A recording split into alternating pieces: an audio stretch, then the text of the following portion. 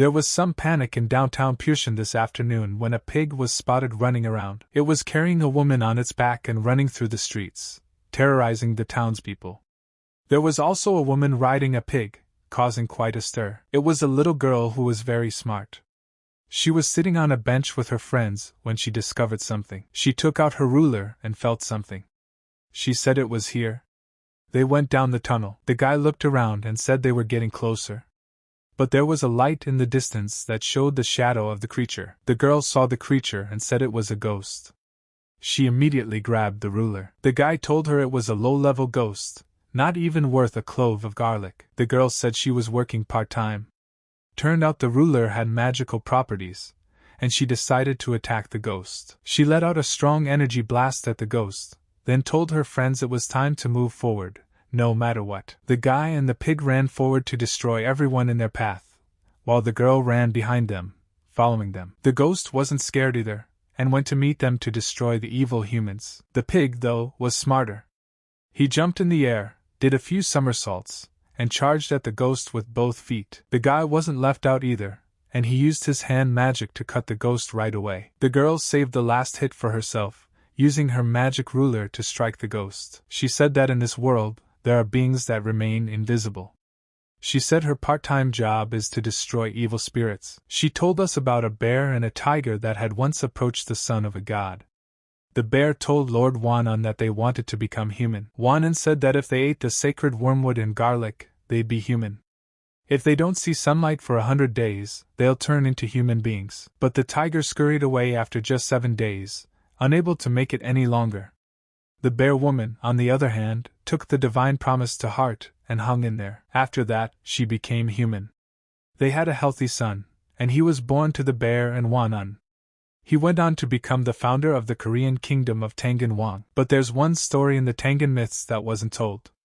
When a tiger and a bear cub found hope of becoming human, the other animals came to hear the news. The boar said that when he became human, he would drink to that.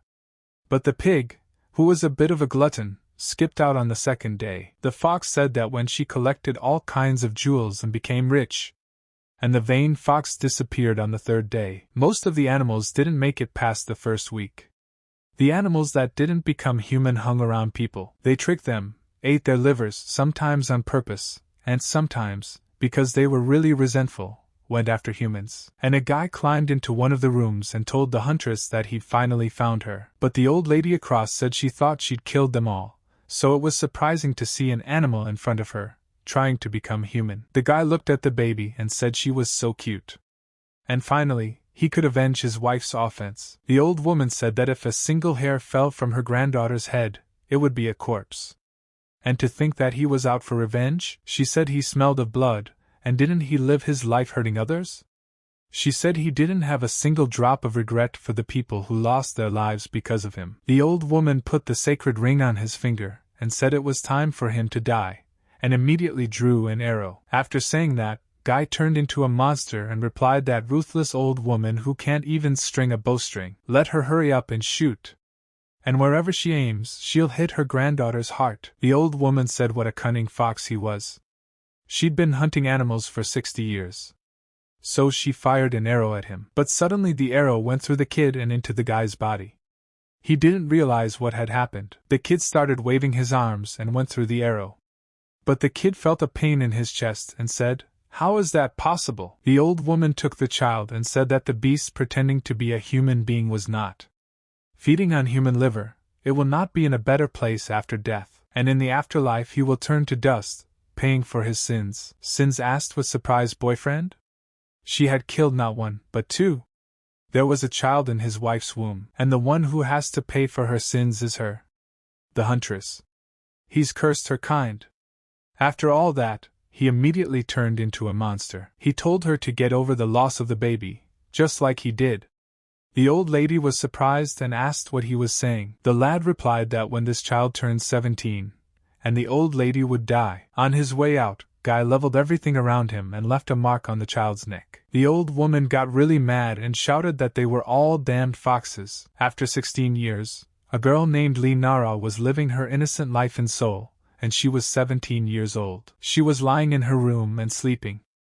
But then a girl opened the door and told Nara that today was her birthday. But then Nara suddenly picked up the phone and started screaming. She jumped out of bed and told her mother she'd be late. But then, her mom and uncle suddenly showed up and congratulated her on such a beautiful day. Nara told her parents that she was late and asked if they could step back. But her uncle gave her a gift and said it was hers. Nara was surprised by the gift. What did he buy this time? She thought maybe it was a new phone, and she might even faint, but when she opened it, she was disappointed. Her uncle gave her 2 iron dumbbells. Her uncle always told her that strength was national power. Nara had told him not to give his niece what he wanted for himself, but mother told Nara that this gift was for her. It was expensive, but mother bought it for her. They said the necklace would protect her from curses. Nara heard about the jewelry and immediately turned around. Her mom gave her a voodoo necklace, but not what she'd expected. Nara asked her mother, does she want her daughter to be Lilai? Her mother hugged her and said she loves her. She was amazed that she was already 17. Uncle said honestly, he was even afraid she wouldn't live to be 17, because everyone said so. But mother cut her off and said it was the old guy just talking nonsense. The mother told her daughter that all this talk about the fox curse and other mishaps was nonsense. Nara asked, fox curse? Nara asked, who believes that in their day? Her mom gave her a hug and wished her again a happy birthday. Nara thought the curse was mistakes on the answer form, and that was scary enough for a high school student taking an exam. And it's her 17th birthday, and today she has to die. Because the mark is still around her neck. For Nara, her 17th birthday is a bit special.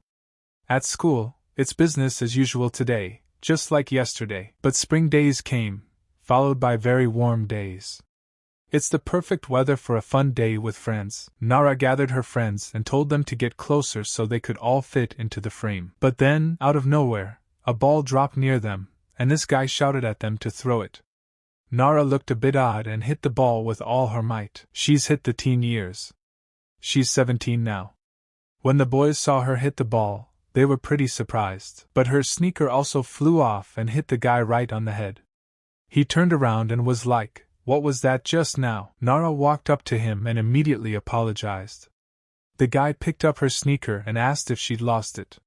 She said she did, but then, out of nowhere, a guy picked up a sneaker and presented it to his nose. Nara's friends were surprised and said it was Nam Jen Woo. All the girls were pretty shocked and told them to look over there. That's Woo from freshman year. He knew her name and said it out loud. Nara confirmed it was right. But then, suddenly, Woo looked at her and saw a spot on her neck, so she went to her ear to say something. Nara asked him what he was doing. But Woo didn't even answer, he just sniffed her neck. Nara was pretty shocked and thought he was going to sniff her. But then, all of a sudden, Woo pulled away and grabbed his face. He looked into her eyes and said that it was a familiar smell to him. Nara was surprised and asked what other odor. There's nothing unusual about her. Woo didn't say anything else, and immediately left. Nara was left holding the sneaker, totally confused. Afterward, the girls gathered around her and asked her what he had said to her. Nara was pretty lucky, but she couldn't forget his words, and she thought, did she really smell something? But she couldn't smell anything. She rested her hand on the tree to put on her sneaker and didn't notice that something had transferred from her hand to the tree. Nara had no idea she only had 4 hours left. After she touched the tree, the liquid turned into a creature. The next day, Nara sat in class and didn't even take her eyes off the guy who had insulted her yesterday. Nara realized that Nam Jen Woo is good at sports, and he also has a pleasant appearance. He has a special aura and outshines everyone around him, and even the second and third year boys are intrigued and come to see him. All the girls would even come to their clan and shout his name. The girls said he looked cool even the way he writes his notes. Let them see what a focused look he has, and so it happens in life that he is a local celebrity. But if you take a closer look at him, you get a very different impression of him. Woo outlined all his thoughts on the notebook, and suddenly said loudly that sausages were good. Nara heard this and realized that he was a strange guy, and it turns out he has unusual habits. At that time, Woo was at the very same tree and said that the menu had been changed. I told you I'm having a sprouted soy salad for lunch today. It's even kind of sad, isn't it? But at this time, Nara was standing behind a tree and watching him. Nara said that he definitely wasn't talking to her. For example, Wu often talks to himself. In the next lesson, the teacher said that those who were late would go to sort the garbage. The others who came on time, well done, and were free to go. It turned out that Nara was late for class and had to take her trash to the recycling center. But suddenly Wu saw her and turned to her. Nara asked him, did he want something? Wu replied, the smell coming from her. The girl asked in surprise, what other odor? Nara got really angry and said that he was saying that she smells bad again. Suddenly Wu replied that it was the smell of a fox. Nara was greatly surprised and asked what he was saying. Wu replied that the birthmarks on her neck. That's the curse of the fox, isn't it? And now Nara had 5 seconds left before she died. And suddenly she remembered her mother's words about weird scary stories about rabbit foxes or something like that. Nara dropped the bag with fear and asked what? What kind of curse? What was she even talking about? Was such a thing possible? But Wu grabbed her hand and told her to wait. But she only had 3 seconds left and he asked her, does she really not know about him? Nara was in pain and replied that she didn't know. She asked him, and what is it? Suddenly a wall collapsed next to them unexpectedly. Nara saw a truck coming towards her, which was about to run her over. She was very frightened at that moment, for she saw a strange creature on the driver's face. W saw her frozen in place, and immediately jumped out to save her so the truck wouldn't run over her. Nara was saved and raised her head and asked what is it? But Wu answered nothing and walked towards the truck. Wu at this point became very angry and wanted to tell her what it was. But suddenly Nara came up to him and asked what? When she saw a man lying on the ground she asked, isn't that her? But suddenly Wu slapped her in the face and told her to come to her senses. He started hitting her and yelling at her to open her eyes. Nara watched him hit her and said what a creep. But suddenly she looked into the car and saw the creature that had taken control of the man. She saw with her own eyes as the shell of the creature began to decompose everywhere. The creature started talking to her and said that he had waited a long time. The years of languid waiting came to an end. Nara looked at the creature and asked what it was. The creature replied that the hunter's descendant was finally 17 years old, and it was time for him to consume her soul. Nara asked with surprise in her eyes, her soul? The creature immediately pounced on her, and began to slowly cover her with its horrible shell. Nara could do nothing at this point, and screamed at her mother to save her. But suddenly, Wu engaged the creature in battle, and attacked the creature with his bare fists. The creature didn't realize what had happened. Wu looked, he destroyed the creature and caught the girl. Nara asked in surprise, she's dead, isn't she? Does he see her? Wu replied that he could see her clearly. Yu immediately flipped her upside down. Nara asked him what he was doing. The guy replied to keep her still. Oh suddenly jumped into the air with her unexpectedly, and slammed into the dead Nara with her body. After this, Nara came to her senses and opened her eyes. Wu asked her how she was. Did she come to her senses? But Nara could not answer him, and slowly closed her eyes. At that time the being she heard him tell her it was a nuisance. And why was he interrupted? Nara heard his voice and asked, interrupted? The creature answered her that the next time they met he would surely kill her. Nara woke up screaming for him to leave her alone after that. She remembered everything and asked, what was that? She took a little breather and thought that she had just dreamed it. And it was only a bad dream. She looked around and wondered where she was now. And it certainly wasn't her room. And whose house is this, anyway? But suddenly she heard a voice like someone asking Wu if he had come yet? And where did he get lost? Nara immediately thought, is this really Jen Wu's house? But the voice behind the door kept getting closer, telling the guy that he had bought the curry. And was he at his place? Nara was very frightened and realized that she must not be seen. And what would she have to say? And how would she explain to her why she was here? Nara immediately saw the closet and jumped right in. But the man was asking where was Wu missing? And when he calls for him, one must answer. Nara immediately realized that it was W's mother, and she was very scared right now. The mother went into the room and said with surprise that he wasn't here. And that's very strange, Wu's mother said. But Nara at that moment saw something else, for it was a tigress. And she didn't understand how it could be. Tigress said that someone was here. Nara was sitting quietly in the closet at this point, trying not to even make an extra sound. Nara looked from the open door to the room and thought, tiger?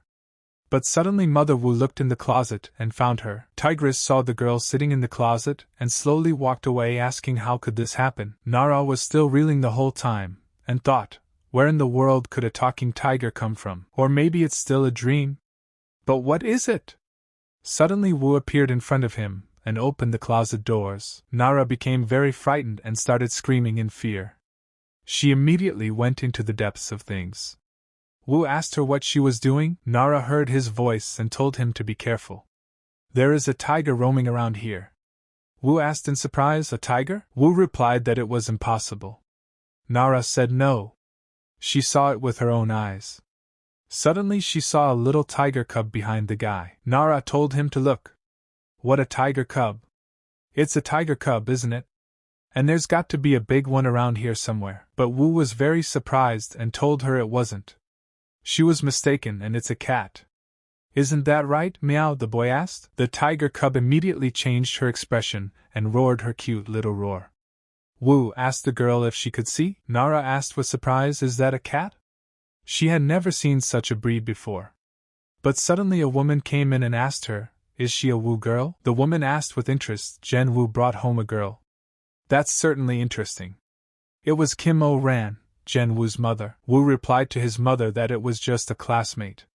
Nara was surprised to see Jen Wu's mother in front of her, and she thought that maybe she just wasn't fully awake earlier. And yes, talking tigers don't exist. More importantly, his mother is very beautiful. Nara came to her senses a little and said hello to her. But Kim immediately saw the mark on her neck and glared. Kim said her son brought an interesting friend. What was her name? The girl replied that her name was Nara. Wu said she had other things to do, so she had to go home. Kim asked, really? Nara replied that she had to go. Wu said she had to go too, but suddenly Kim said she couldn't. Let her have lunch with them before she left. You can't just let a precious guest go, it's rude. Suddenly someone shouted from downstairs that they were home too. Kim said that his brothers had just arrived. The guy asked immediately, why is everyone in Jen Wu's room? The other brother asked in surprise, do they have a guest? The older brother was 27 years old, and his name was Han, and he worked in an office. And Lee Han-do was 18 years old, and he was in his second year of high school. Nara was very surprised to see a familiar face and asked Wu, do Sunbei is his brother?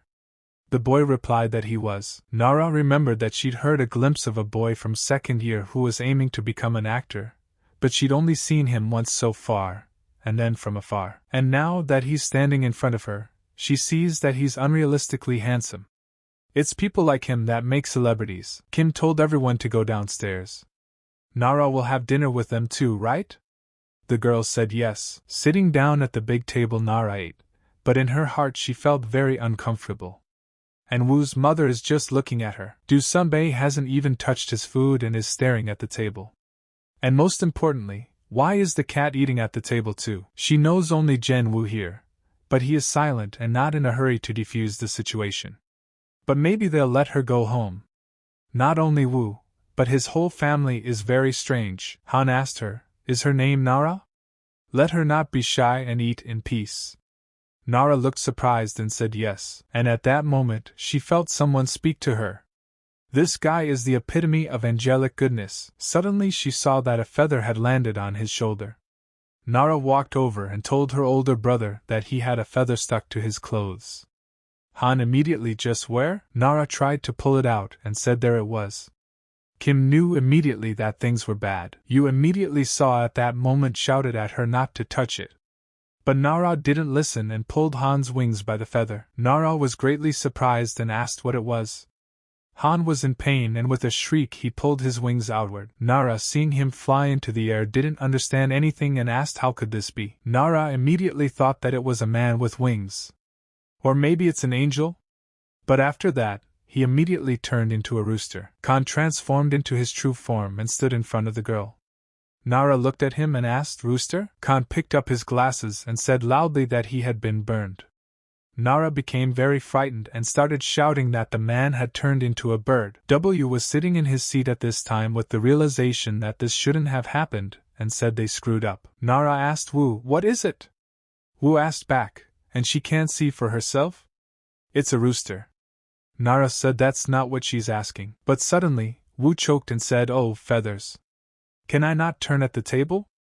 It's all in his feathers now, Han replied as if he wanted to. His transformation had been removed. How did she even do that? Nara asked, and she did. Kim said it was because she was a descendant of a hunter. Everyone was immediately surprised and asked with surprise, descendant of a hunter? Nara asked, what does that mean? Suddenly the kitten asked that she could then no longer pretend to be a cat. Nara was greatly surprised and said he was going there too. Suddenly Tiger opened his head and the baby's head showed. Suddenly the tiger cub turned into a baby and unable to hold on to the chair she collapsed to the ground. The girl stood up and showed Hai said she fell. Kim told Ri to hide her tail. Ri looked at it and said it was almost perfect. Kim replied that's why she tells them to eat more garlic. Du asked, how can you eat more of it? Garlic salad. Fish with garlic. Garlic arrows. Pickled garlic. Garlic pie. And he's so sick of it. Du said he was sick of the taste. It's just disgusting. Terrible combination of ingredients and spices. He doesn't even know what could be worse than that garlic flavor. No zest in the dishes, no savory flavor. It's an outrage, an abuse of his language. It's hard for him to even call it food. Just looking at it already upsets him. Nara has noticed that Du has a distaste for food. And that's incredibly fine for her. Kim asks what else is cranky? Let him just eat, but Du replied that he didn't want any. But suddenly Kim looked at him angrily and told him to eat, but Du replied again that he wouldn't. After saying that, Kim started to show her ability and asked him, he won't? Kim suddenly picked up and spat in his face. Du was surprised and immediately realized it was misophobia. Nara was greatly surprised and couldn't understand why she did that. But at this time she got very angry and said it was filthy. It was a terrible feeling for him. And suddenly he began to transform into his true form. Du turned into a pig and said that Kim had dirted him. He wouldn't stop and destroyed everything in his path. He then looked at the girl and tucking his head into his plate began to eat everything in front of him. Du began to shout for joy that it was delicious. Nara looked at him and couldn't recognize him. He was the object of everyone's envy, a cold and beautiful young man whose radiance can be seen with the naked eye. This Du Sunbae turned out to be a pig, and her eyes don't deceive her. Whichever way you look at it, he's a pig. Du starts screaming for more. Kim saw him lick all the plates and said he likes everything now. How does she see it? But Du turned out to be a pest and lowered his head and replied that he didn't have any at all. And it doesn't taste good to him. She treats her like a pig. Nara didn't understand his words and saw that he really was a pig. Do said he couldn't help himself. How was it possible to spit in his face? If it wasn't for that, then he wouldn't have been exposed. Han said it was right. Why did she feel the need to invite her to have dinner with them? The girl also said that the worst was Brother Wu. He didn't even give her a choice and forced her to pretend to be a cat. Kim listened to them all and told them to shut up now, and turned into a tiger after that. Nara realized that what was in Wu's room was not a dream. There was a real tiger right in front of her. Kim told them to behave themselves in front of the guest. Properly. Did they understand her? When are they going to become human beings? But suddenly Nara took out her phone and started filming them. Kim saw all this and didn't realize it at first. They all turned on her at once and told her to remove it now. Nara was frightened and replied that they should forgive her. Nara asked, are they going to eat her now? Kim was surprised at that and asked, why would they eat her? So Kim thought about it and said that it seemed worth clarifying the situation. She asked her if she knew the myth of Tangen. Nara replied that yes, he did. Huangmun, who came down from heaven, ruled the human world. One day, a bear and a tiger came to him and said they wanted to become human beings. He replied that if they sat in a dark cave for 100 days and ate only wormwood and garlic, they could become human. The tiger couldn't stand it and ran away, but the bear endured and became human. Khan said that people only know one side of the story. Kim continued that there were other animals in this cave, and suggested that they introduce themselves to their guests properly. There were many animals in that cave that ate the sacred wormwood and garlic given by the god. Though they failed in the end, They all tried their best to pass the gods' test, and they are the descendants of those beasts that failed to become human. Wu wondered if it was worth going into detail. How would she deal with it now? He said she was just a classmate. Nara asked Wu, "Is he a human?" But the guy didn't answer anything and just smiled. Nara asked, "Or is he a beast?" Everyone was very surprised and asked her what?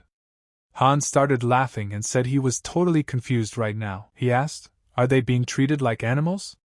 Du replied that of course he was human. Du asked, "What was the question?" "Or did he say animals can talk like humans? Maybe she's holding him for a pig too." Nara realized that was the problem. Han said that it's not appearance that defines a person.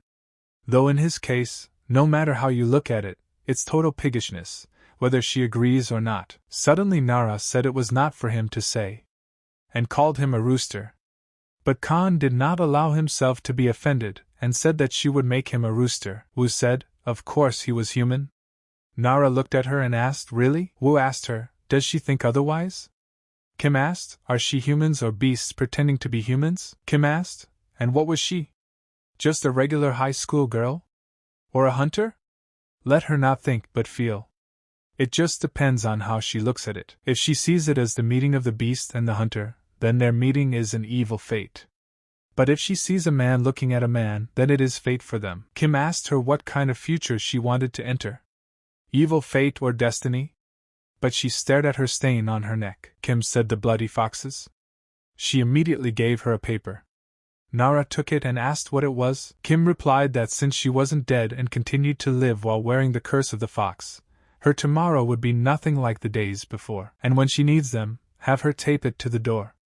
And this talisman will bind them to her. Nara asked with surprise, "Will she tie it up?" Wu told the girl that it was getting dark outside. Let her go back home. Nara went outside and asked exactly how she would tie them up. But she immediately threw it out of her hand. Running away, they said it didn't matter, she didn't want to mess with it at all. At this time the guys were looking at her and saw everything. Han asked if it was okay to let her go like that. Kim replied not to worry. She will come back. But Han said that somehow it didn't seem like that at all. Kim smiled and replied that she would definitely come back. She wouldn't want to die at the hands of a fox again. Nara ran a few blocks and said she was alive. But suddenly a piece of paper dropped from the sky and went straight into her backpack. Kim walked into the house and said she was here and a little late.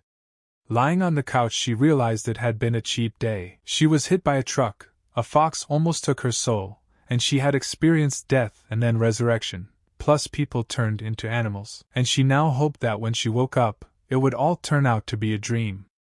But when she opened her eyes, she said she couldn't sleep. The next morning, Mother came into the room and asked, "Isn't she going to school?" Nara opened her eyes and asked, "What time is it?" When she saw the clock, she started yelling that she was late. Her mother replied that since she was late anyway, maybe she could at least have breakfast. But Nara replied that she couldn't. As she walked out to the road, she waited for the bus and hoped she would catch it. Nara said she had overslept and hadn't eaten, hadn't washed her face, and had her shoes on. It was a typical morning for her, but suddenly coming to a stop, she raised her head and saw a strange creature sitting on the guy's neck. The creature asked her what she was staring at. Nara didn't realize what was happening and thought she was hallucinating. She opened her eyes wide and saw the ghost's hair swooping in front of her. And it seemed to her that she was the only one who could see him. The creature told her not to look at her boyfriend, or she would gouge out all her eyes. Nara replied that she couldn't see. And now she has to pretend she can't see. She said her throat was dry from running. She immediately took out her bottle. She took it to drink. But suddenly the being told her that first let her open the bottle, and then let her drink. Nara was not herself at all and was even a little confused. The creature asked her if she would get on the bus. Nara was badly confused and remembered the words about this being the morning when everything changed for her. Nara had skipped her school all day and saw everything around her differently. Because the ghosts were all around her. And she only sees them. Nara ran all the way to the school, and as she entered she thought, they didn't follow her, did they? When she entered the classroom, she suddenly saw a strange teacher. The teacher looked at her strangely and asked who it was. Nara was very frightened and looked around and saw that the classroom was filled with ghosts. Her friend yelled at her to come in quickly. But Nara was really scared and just closed the door in front of her. Nara realized that wherever she went, whatever doors she opened, they were everywhere. She was in another world, and now her life as a teenager is completely ruined. But in math class, the teacher wrote an example on the board and asked, "Who wants to solve this problem?" Nara didn't understand what was happening to her, and wondered why they were all surrounding her. But suddenly the creature told him not to say that high school students couldn't solve this simple problem. Nara decided to write the example on her notebook and solve it. The creature said that at this rate, Josian might not even become Josian. The ghost said she would definitely not be able to go to university. But the ghost of the builder also held up and said that he died while he was building this school. Why did he have to die? If the kids don't want to learn anyway. But the baby monster suggested that they eat better. You can't skip a meal. At this time the builder was saying that she had a bug again. Nara was wondering why this was happening to her. The construction worker asked Naru, "Is that her?" He heard her and hit a truck and she's tougher than that truck. The ghost walked over and asked while deciding how many bugs she had. She was a little hurt after all. Nara was trying to solve her example and at the same time thinking, why are there more and more of them? The ghost spoke at this point as to why she was shaking so much. Or maybe she could see them? The ghost got in her face and was telling them to look at her. Isn't that suspicious, is it? Nara was in a sweat the whole time and wondered if they had guessed. But suddenly Wu stood up in front of the whole class. The teacher was greatly surprised and asked him where he was going. You didn't answer anything and just walked over to Nara. Wu didn't say anything to her and just stared at her. But suddenly the ghosts were also thinking and didn't understand what he was doing. He took out all the ghosts in front of her in one fell swoop. Nara was surprised, and immediately realized what he was doing. Wu used his powers against them, and tried to just squeeze them. But the ghosts shouted at him not to push them. He just took them all in one pile and threw them out the door. And as he closed the door, he turned around and looked at the girl. After class, Nara told Wu if they could talk for a while. She needs to speak up right away. But the creature by the tree was telling them to eat first, and then go. But Nara was very frightened and hid behind him. Wu said, "Today for lunch bulgogi, radish kimchi and soybean paste soup, don't worry." The ghost asked, "Are you sure?" And what a relief for him. W said he calls her Mrs. Lunchbox, she pesters him to eat. And this is Mr. Kim, a worker who died while building their school. Kim always said he built the school, and Teacher Park has become the guardian spirit of the school because he likes to watch the students read.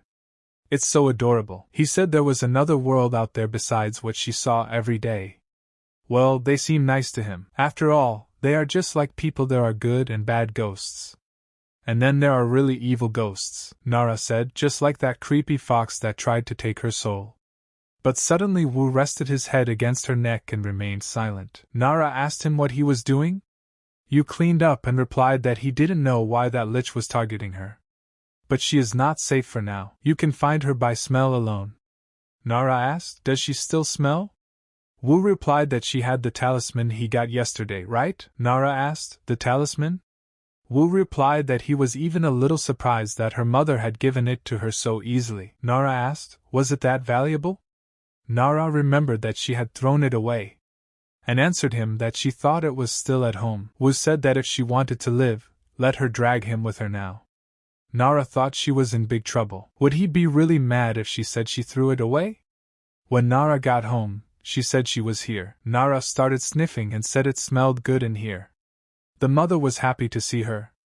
The girl replied that her mother had made soybean paste soup, which smelled very wonderful. Her mother told her to go wash up before she sat down to eat.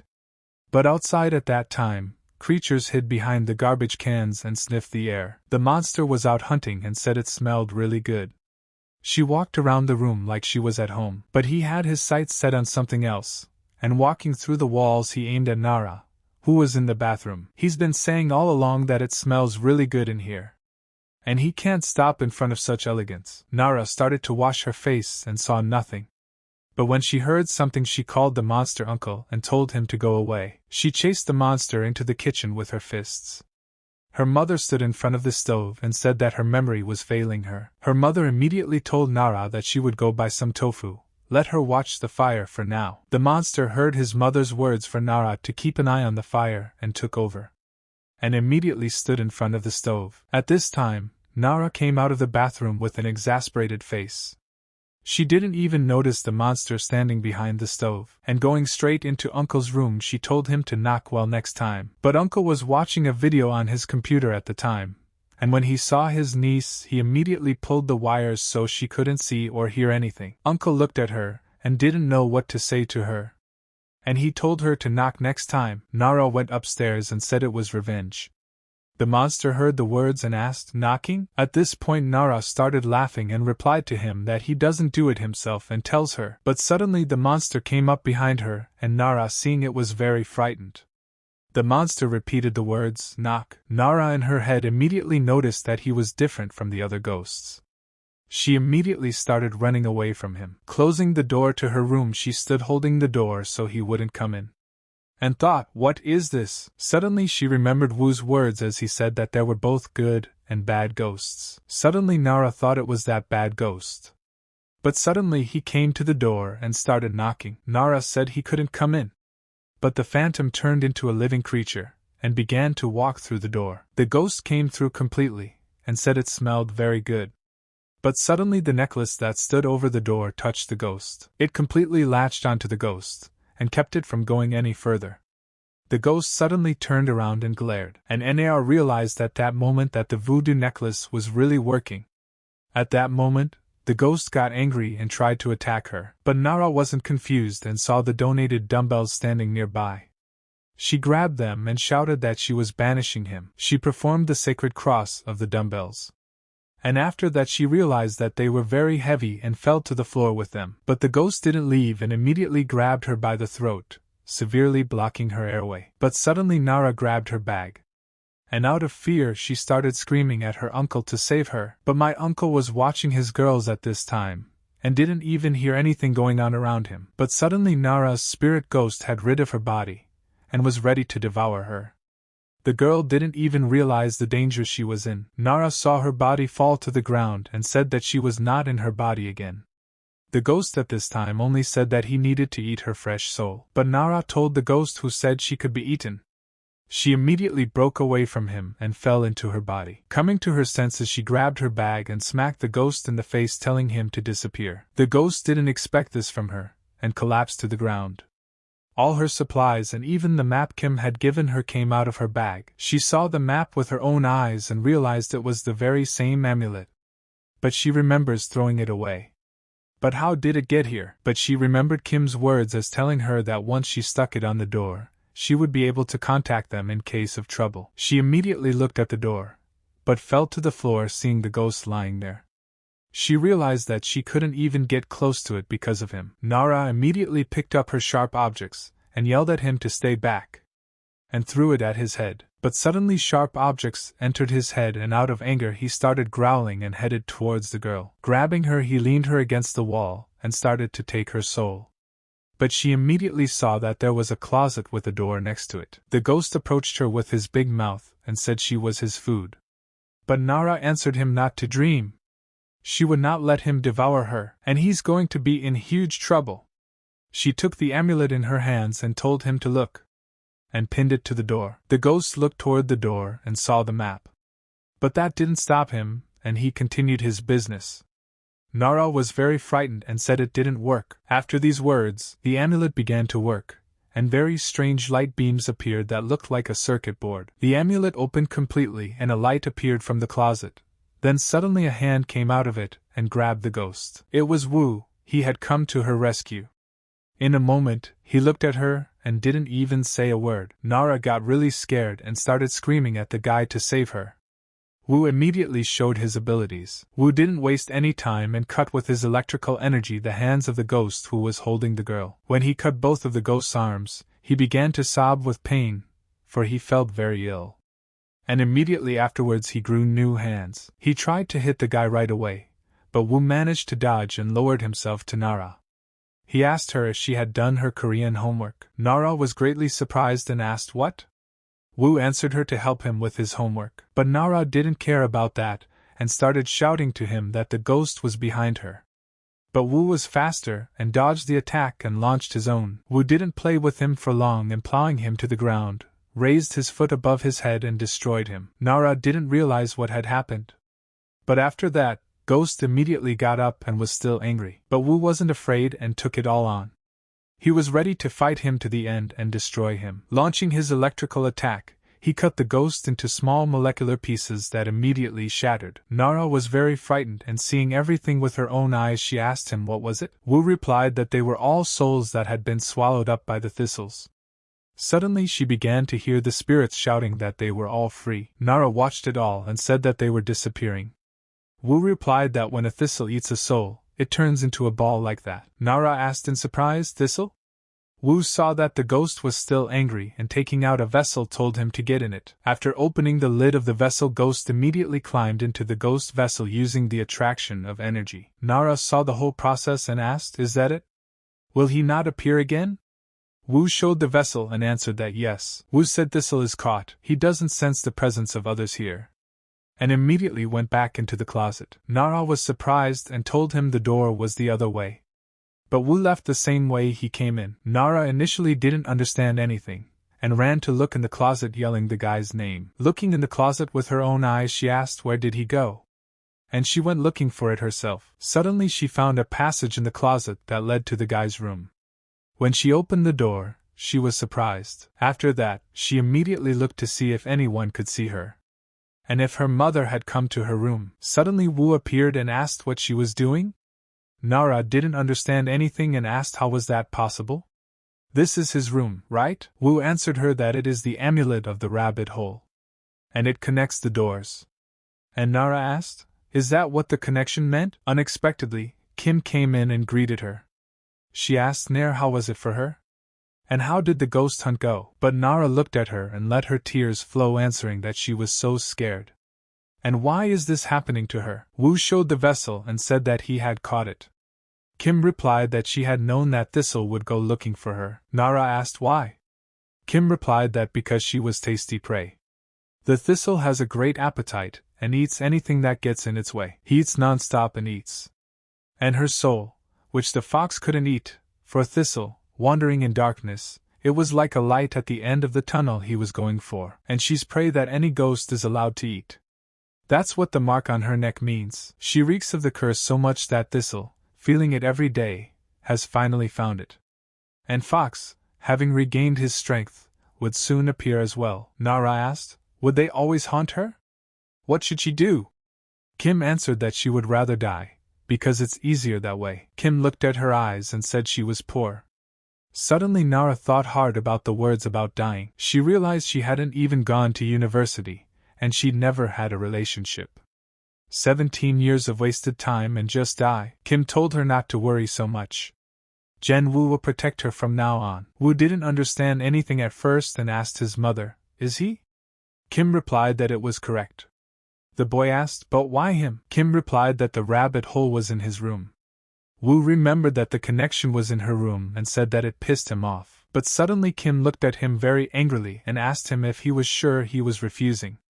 And suddenly Nara thought that if you think about it, Wu had already fought a fox, and today he had caught a thistle. Nara realized that if Wu protected her, she would live. She bowed and thanked him for his help. Kim said there's nothing free in this world. She knows that, doesn't she? Nara asked. She wouldn't ask for her soul in return for help, would she? Kim was surprised and asked what her soul was for. In exchange for her protection, let her bring her the Tangen relic. Nara asked, what is that? Kim replied that her grandmother was a famous fox hunter, and she had a ring for Tangen's bowstring. Let her bring her this sacred relic of Tangen. Nara said that her grandmother died a long time ago. She knows nothing of this ring. Kim said that the sacred relic of Tangen always recognizes its owner, and pretty soon it would be back in her hands, and that is its purpose. Kim asked her if they had made a deal. Nara realized she had no reason to refuse. Nara said she didn't want to die. She went home and asked her mother what kind of person her grandmother was. Her mother replied that her mother didn't like to talk about her and didn't tell her anything. And she doesn't know, she has nothing to say. She didn't see her for 6 months, and so every year. Nara now realized in her head that she was off hunting foxes. She was a hunter, after all. Nara looked at the picture and thought, where is this sacred relic of Tangen? and decided to go to bed. Nara decided to change her clothes, and in a moment she looked in her closet, and decided not to continue doing so, because he could walk in at any time. Nara said, "How is she supposed to live now?" The next morning, she was packing her bag when Wu walked in and told her to let him copy her Korean homework. But Wu was cheeky and entering her room said he would take it himself. Nara said nothing and let him do it. Suddenly Nara yelled at him not to enter again without permission. "She's really pissed off." At night Kim sat in her room and looked at the vessel. Suddenly something began to happen, for suddenly there was a breeze. Looking to the side she saw a guy standing there asking Poon Biku if he had been taught to use doors instead of going in through windows. Beck replied that it makes common sense. "She's talking like a human already. Has she forgotten who she is already?" Kim replied that in humans it's called good manners. Beck said that if she wanted to be a good person so badly, why didn't she work harder to clean up the world, or did she think that one was enough? After all, there wasn't much time left. If she didn't do enough good deeds before Tangen returned, she would live the rest of her life as an animal, never becoming a full-fledged human being. At night, Wu couldn't sleep and started playing his guitar. But suddenly, Nara heard the sounds of the guitar. And she got up and looked in the closet. At this time, Wu was enjoying the music, and didn't even remember that he had the door to Nara's place. Nara tried to do something to keep from hearing the sounds, but she was having no luck. She went into the closet and said she was asleep. Was he out of his mind? Did he see what time it was? But she didn't even knock, and when she opened the closet door she saw W jumping on the bed of goals and playing. Nara didn't continue and tried to slowly walk away. But Wu saw this and told her not to enter without permission. Nara was very angry and replied that he should look at himself then judge others. Nara said she was already going to bed, so let him be quiet, pop star. Wu replied that it's actually rock. But after a while Nara asked him if he was asleep. But she heard nothing in reply and decided to thank him for saving her. But Wu heard everything in the meantime and pretended that he was asleep and didn't hear her. He went back to sleep. But in the meantime, Nara imagined that there was now a burrow in her closet. And now there was Jen Wu. The next morning they came to school together, and the students were surprised to see the two of them together. The girl asked her friend what was the big deal that she froze. The friend replied that Nara and Wu came in together. The girls were all surprised and asked, "Are they dating?" The ghost at this time also looked and asked, "How is this possible?" In the morning, Nara shouted to her parents that she had left for school. And in front of her house, Jen Wu was already waiting for her. Nara asked, "Is he waiting for her?" But Wu was very angry and replied that they should go already faster. At recess at school, the girls asked her what kind of relationship they were in. And why are they coming to school together for the third day in a row? Nara realized that because she didn't want to be eaten by the thistle. He's after her. And she can't tell them the truth. Nara answered them that it was more of a punishment than something good. The girl asked what was the matter. Nara got really mad and replied that they weren't dating. The girls laughed and said they didn't believe her. Nara said she was being serious with them. And even the ghost came up and said she was lying. Nara kept hearing after that she was lying and she was sick of it all already. But Ghost saw Wu in the hallway, and looked at him strangely. The ghost told him that he broke her heart. She couldn't get him because she's indecisive, and he's already turned his back on her here. Wu was greatly surprised and asked what was the matter with her. The ghost replied that he had messed with her head. And after that she went to the back room and sat alone in the dark. The ghost said that Nara was a bastard, and it would be better if she died. Suddenly, an unfamiliar voice asked her if she wanted help. The ghost asked who he was, but the stranger replied that he would help her. The ghost asked how he was going to do that, but the stranger replied that he could kill this girl for her. The ghost asked how would he kill her? The stranger replied that it was easy. And going outside he devoured her, and said that this is how he would do it. And eventually he turned into a monster that was ready to kill Neru. But at one point, he said that wasn't enough.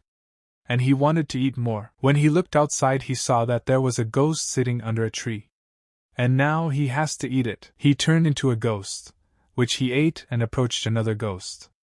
At this time, the ghost kept asking everyone to go eat. But the ghost opened his big mouth, and said he was going to get full now.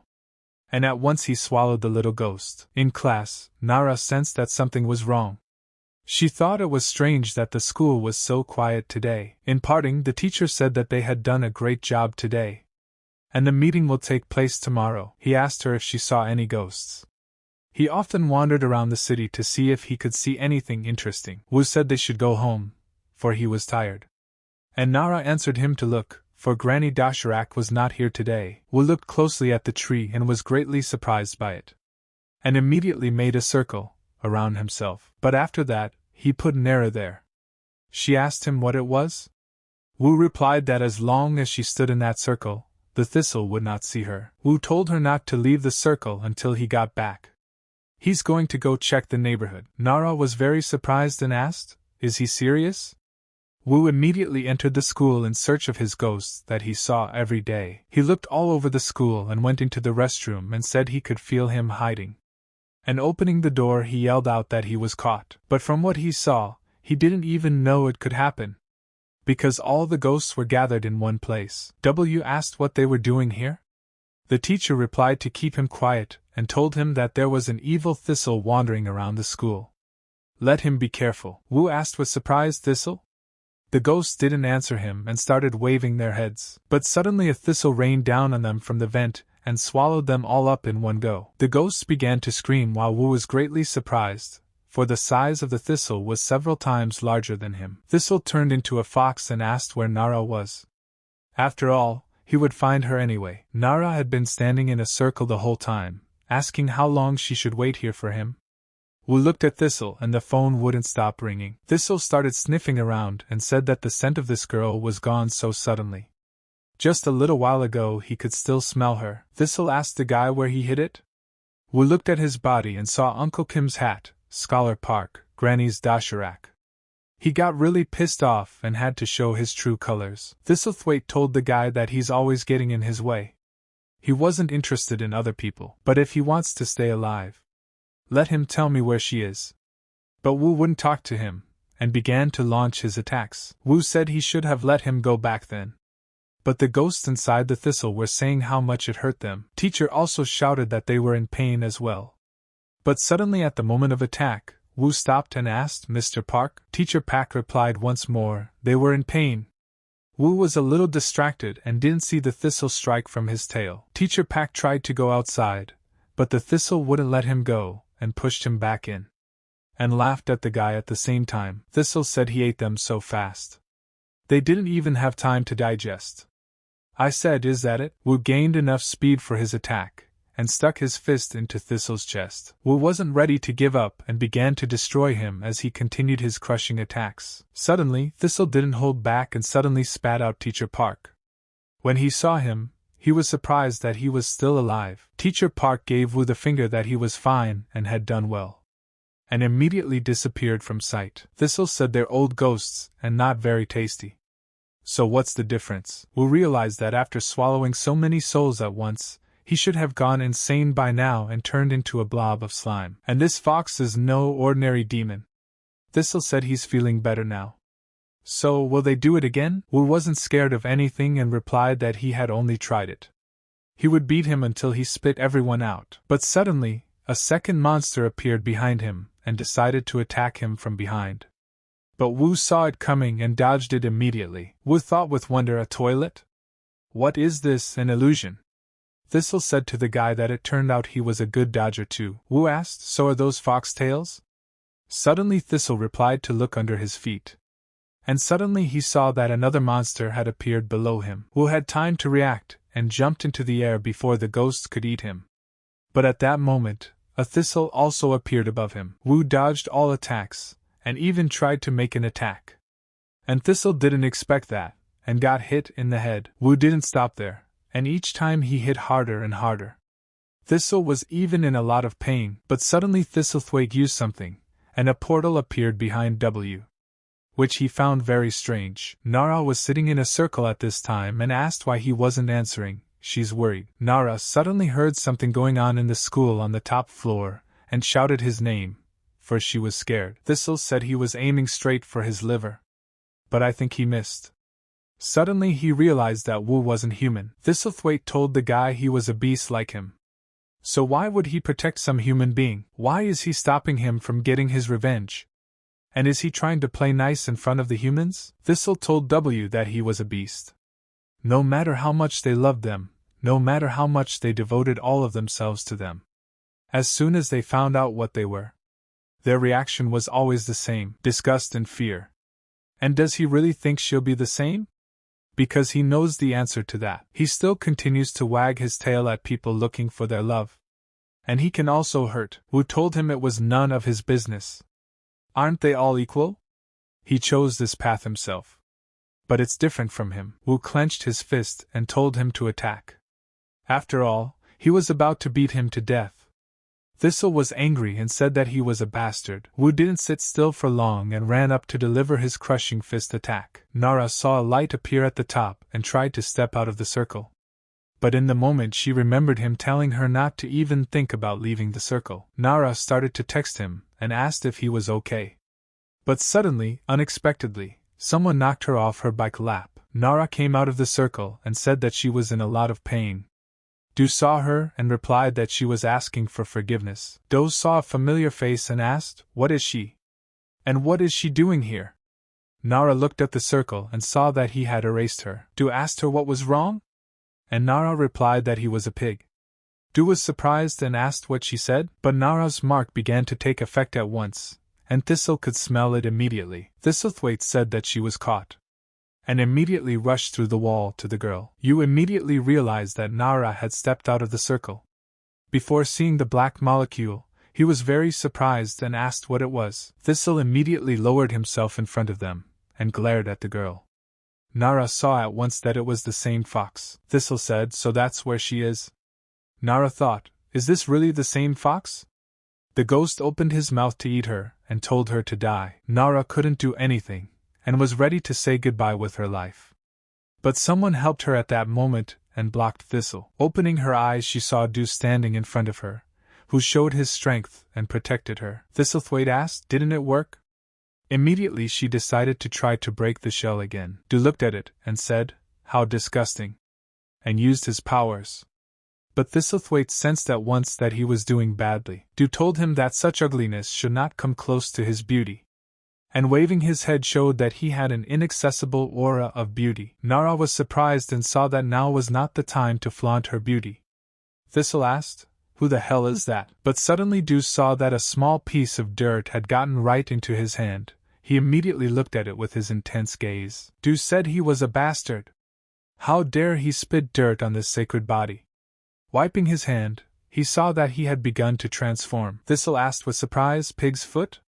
Do immediately removed his hand and replied that he had seen nothing. By this point, Wu came in and yelled to his brother to protect Nara. Thistle told them they were trying so hard, and he's amused to watch, but this girl's life. And suddenly he saw that she was gone. He immediately put her on his bike and took her away. Nara asked him, "Will they just leave W there?" Do asked what? When did she have time to sit down? He can't fight him. He doesn't want to turn into a pig. Thistle asked where they were running to. Do was frightened when he heard his voice and answered to get away from him. Nara looked back and yelled at him to pedal faster. Do replied that she was making him go slower. At the turn, Do didn't slow down, and Nara couldn't keep up and was already starting to collapse sideways. But Do heard her screaming and grabbed her by the tie. He told her to hold on tight and called her a bullbuster. But in a moment, the fox appeared in front of them, ready to pile on top of them and devour them both. Do was ready to give up, and in a moment he saw how they were already in the fox's mouth. But Wu didn't let that happen and attacked him with his foot. The fox raised his head, for he couldn't swallow them in one go, and was interrupted. Do and Nara were both covered in slime. Do felt the dirt on his face and immediately started to turn. He said he wasn't allowed to do that in public. Nara told him that he was getting fatter. Do got angry and replied that he knew without her. Fox said that it turns out this kid isn't human either. Wu saw that, and said his brother was a pure idiot. The fox didn't waste any time and pounced on them. But Do started pedaling to save her and his life. But at this time, Nara could only see in front of her a big ass that was turning into a pig. Do started yelling at everyone to get out of the way and disperse. People turned around and were very surprised, not realizing what was happening. Do didn't stop even for a second, but suddenly he saw a mother and child in front of him, on whom he was flying. He tried hard to lean to the side and not hit them. Du only had to turn onto another road, and flew out from a great height on his bike along with Nara. Nara saw them flying through the air and jumped up and started screaming in fear that they were going to crash. But Du was experienced and managed to hold on to the steering wheel. But there was a surprise ahead of them that looked like a garbage can. This time his strength was already useless, and he had to crash into the trash cans. But Nara couldn't help herself and flew off the bike. But Du turned completely into a pig, and eased the girl's fall, and immediately landed on his bike. But Fox kept up and told them it wasn't bad. Do didn't stop and kept pedaling, and by this time came Wu, who was sliding like a lifeguard over the railing. He immediately stood up for the girl and his brother. Du worried for his brother and stopped. But in a moment, Nara felt an intimidating aura. Du told his brother not to start. Wu replied that if they didn't do it now, he would keep running after them. Wu told his brother to fight the fox. Du was surprised and asked him if he was in charge of him now. Fox turned to them and told them to stay out of his way. But Du dodged his first attack and struck with his foot. Wu didn't run away anymore either, and set about destroying this fox that was bothering them. Wu was so angry that his energy cut the fox's head in two and flew into the air. But suddenly the fox realized that things were bad, and with his parts he grabbed Naru and immobilized her. The boys were surprised at this turn and watched him take her soul. Nara wondered where she was going. Was she really dying? Wu was very frightened and shouted for him not to do that. The fox almost swallowed the girl's soul and left her to perish. Nara's body emptied and she slowly fell to the ground. Wu walked over to her body and started screaming her name. Du was furious and said she was dead. But Wu replied that she wasn't dead and don't let him talk nonsense. Du looked and said she looked like she was dead. Wu looked and replied that she was still breathing. But her soul had left her body. Du asked, and where is she? Wu replied that she couldn't have gone far. So he started smashing the tree out of anger, and after that he moved on to the road sign. Du asked him what he was doing? Wu replied that the fox was using his cloaking ability to hide her. Du didn't understand and asked him why he was breaking everything. Wu continued to break things and even got to the point where his fists were bleeding. He couldn't accept that he was going to lose and couldn't save the girl. He wondered where he could have gone, but Nara's soul was flying in black space. Suddenly someone spoke to her. She opened her eyes and asked, "Who is it? Where is she? And is it true that she is dead?" The ghost that had been absorbed by the fox still lived and told her to wake up already. Nara saw her and asked, "The ghost of the maiden?" Kim the ghost replied that she shouldn't be here. Nara looked around and said her uncle was here too. Grandma Ghost also appeared and told her that she should run away from here soon.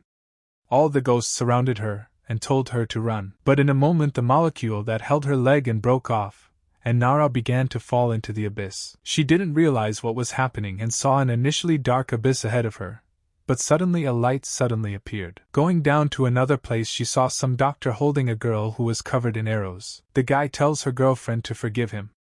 He can't keep his promise to her. The people who killed her and their baby, he'll tear them all apart. Nara looked and realized it was the fox's memories. On the other side stands her grandmother. Grandma told Fox that he would pay for all his sins. He shouldn't have eaten people's livers. The guy turned into a fox and answered her so that her entire clan would be completely cursed. Nara now realized the reason why Liz wanted to kill her. And Fox's revenge had become her curse. But suddenly she heard her mother yelling at her mother to stop doing that. She can't take it anymore. The mother said that she was taking Naru, and they were leaving this house.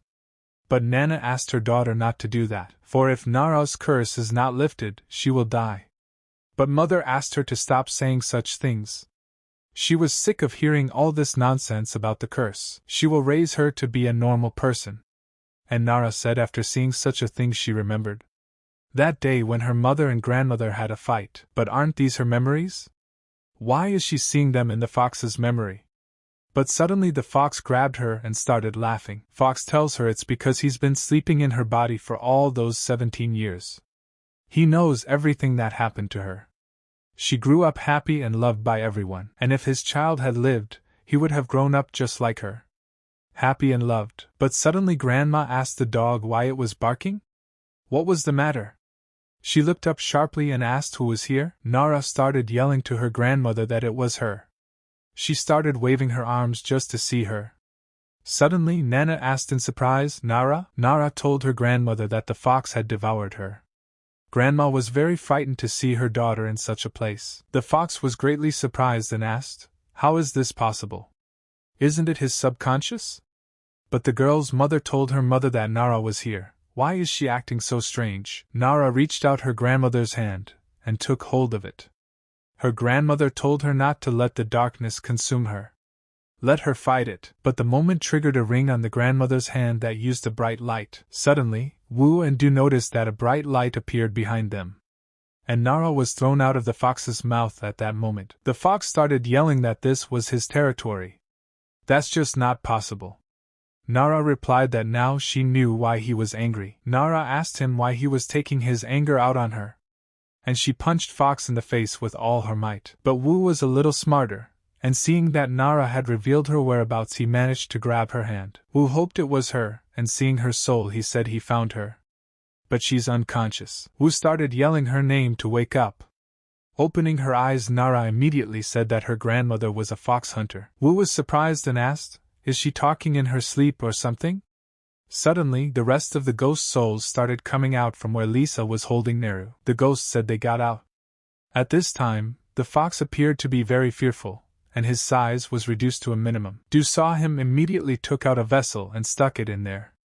The fox was yelling at him not to do that. Nara watched the whole process, and saw Du place the vile and fearsome fox into the vessel. Du called him a creature and said goodbye.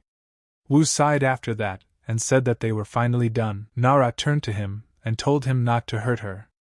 Nara turned to him, and told him not to hurt her. W lifted her immediately above his head, and because of all the stills slipped her into his body, which was lying unconscious on the floor. After falling asleep in her body, a bright light suddenly appeared, which seemed very strange to everyone. From such a bright light, no one realized what had just happened at all.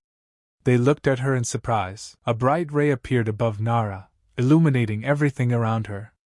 But she held something in her hand, and she herself did not yet realize what it was. Wu walked up to her and asked her what it was.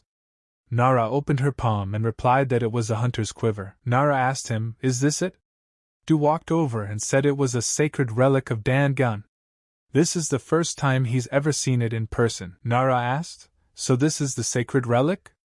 After a hard day's work, they all walked home together. After escorting the ghosts to the school where they had been living until now, Nara immediately started waving to them and said goodbye. The ghost, who even she disliked, thanked her for her rescue. On the way home, Nara said she was hungry and offered to go somewhere and eat. After sitting down to eat, W asked what the ring was. Had she had it all along? Nara replied that she hadn't. Nara said her grandmother handed it to her when she was inside the fox. She had somehow seen it. Du was surprised at her words and asked what? Du asked her, did she hit her head? How is that possible? It was a memory, right? Nara answered that she didn't know, but that was just the way it happened. It was a short conversation, but it was so nice to see her grandmother again. Upon arriving home, Kim received the gift and said it was great. Not only had they caught a fox, but they had also brought back a relic. Kim took the relic and said that it was beautiful. It is a sacred relic of Tangen, and it increases the spiritual power of the person using it more than 100 times. Han asked with surprise, 100 times?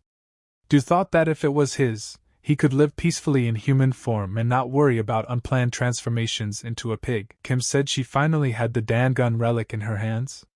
She immediately put it on her finger. Everyone was surprised and stared at her intently. Kim got angry and asked why nothing was happening. Suddenly the relic began to glow, and at the speed of light, jumped out of Kim's finger, and even smacked her in the face. Were the boys surprised and thought she had failed?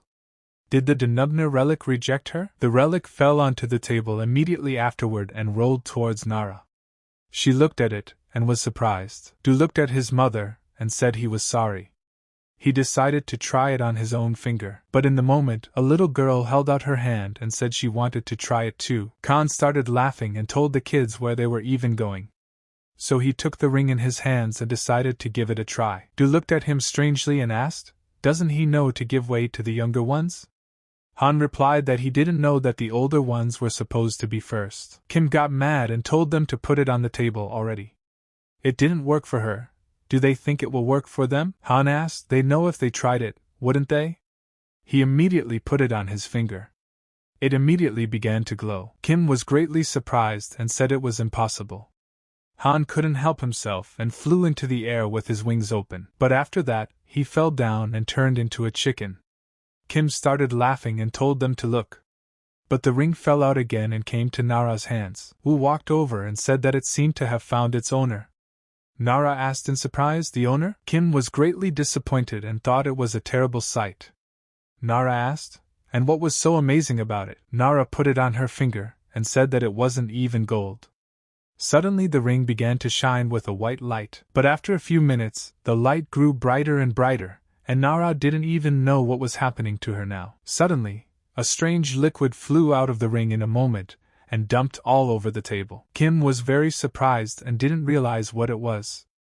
But Wu knew immediately that it was the smell of blood. But Nara opened her eyes and saw that some strange old man in strange clothes had appeared in front of her. The old man said he had been waiting for her, and named her the next successor. Nara was frightened and asked who he was. The old man replied that he was the ancestor of the hunters. The spirit of her ancestor. Kim immediately realized that this was the ancestor of the hunters. The old man told her to let him tell her the truth she didn't know. Nara thought, what truth does she not know? The old man said that there were monsters in their world that pretended to be human and wreaked havoc wherever they went. But suddenly the old man turned around and looked at the others who were also sitting at the table and changed his gaze immediately. Nara was very scared and realized that they were about to be caught. She immediately told him to wait. The old man told her that she knew that these animals should not be kept in the house. From now on she would be the owner of this sacred relic, and also the hunter of those monsters. Nara asked in surprise, "She?" Suddenly, a light suddenly appeared in her hand, which revealed a bow. Kim saw the bow and hoped it couldn't be. Suddenly Nara said she didn't want it. The old man asked why. Let her accept it.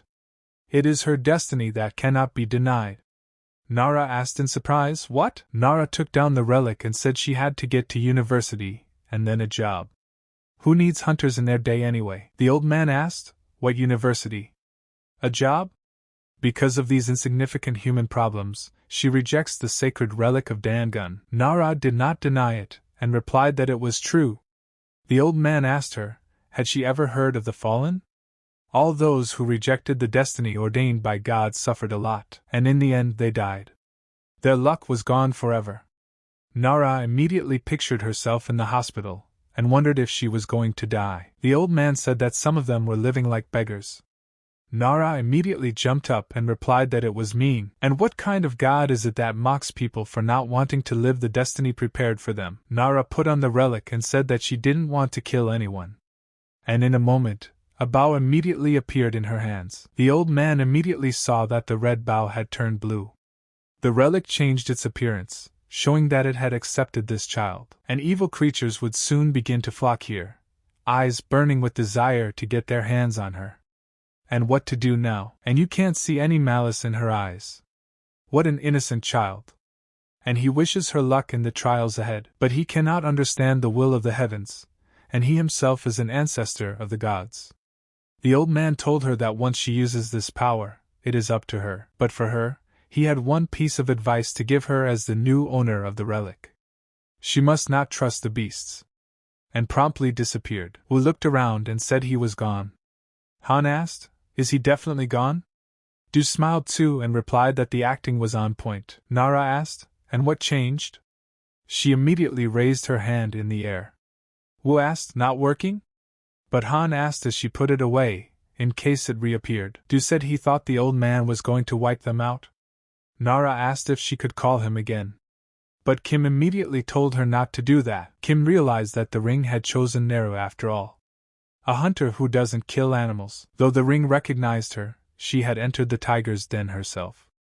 And would it now be hers? Du went for a swim after his hard day, but was a pig the whole time and bathed as well. But looking in the mirror he turned into a guy who really loved his body and face. He said Du Han was just handsome. But all the time he had a sign on his back that showed who he really was. Beck was looking at the haunted vessel at this time, and said that this kid wasn't bad, pretty strong. He'd never seen anything like this among the foxes. Beck asked where they had caught that Kumaho. Kim looked and replied that it was her little secret. Beck sighed and said they would see each other again. He would look forward to their next meeting. Kim asked the guy what he does with all the perfume she brings him. Beck thought for a moment, and replied that it was his little secret. At that time, Nara and W were doing their homework. But suddenly Nara was holding a pencil, and its ring glowed. Nara told the guy out of surprise to look. The pencil is glowing. Wu didn't pay attention and pretended to be surprised too. Nara didn't hold back and showed off the powers of the ring.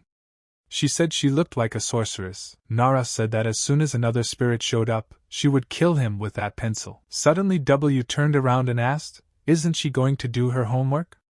But Nara let out this pencil and was greatly surprised. The strength of the ring was so high that the pencil drilled a hole in the wall. Nara was surprised and asked how was that possible. Wu asked how she did it. Nara replied that she didn't know.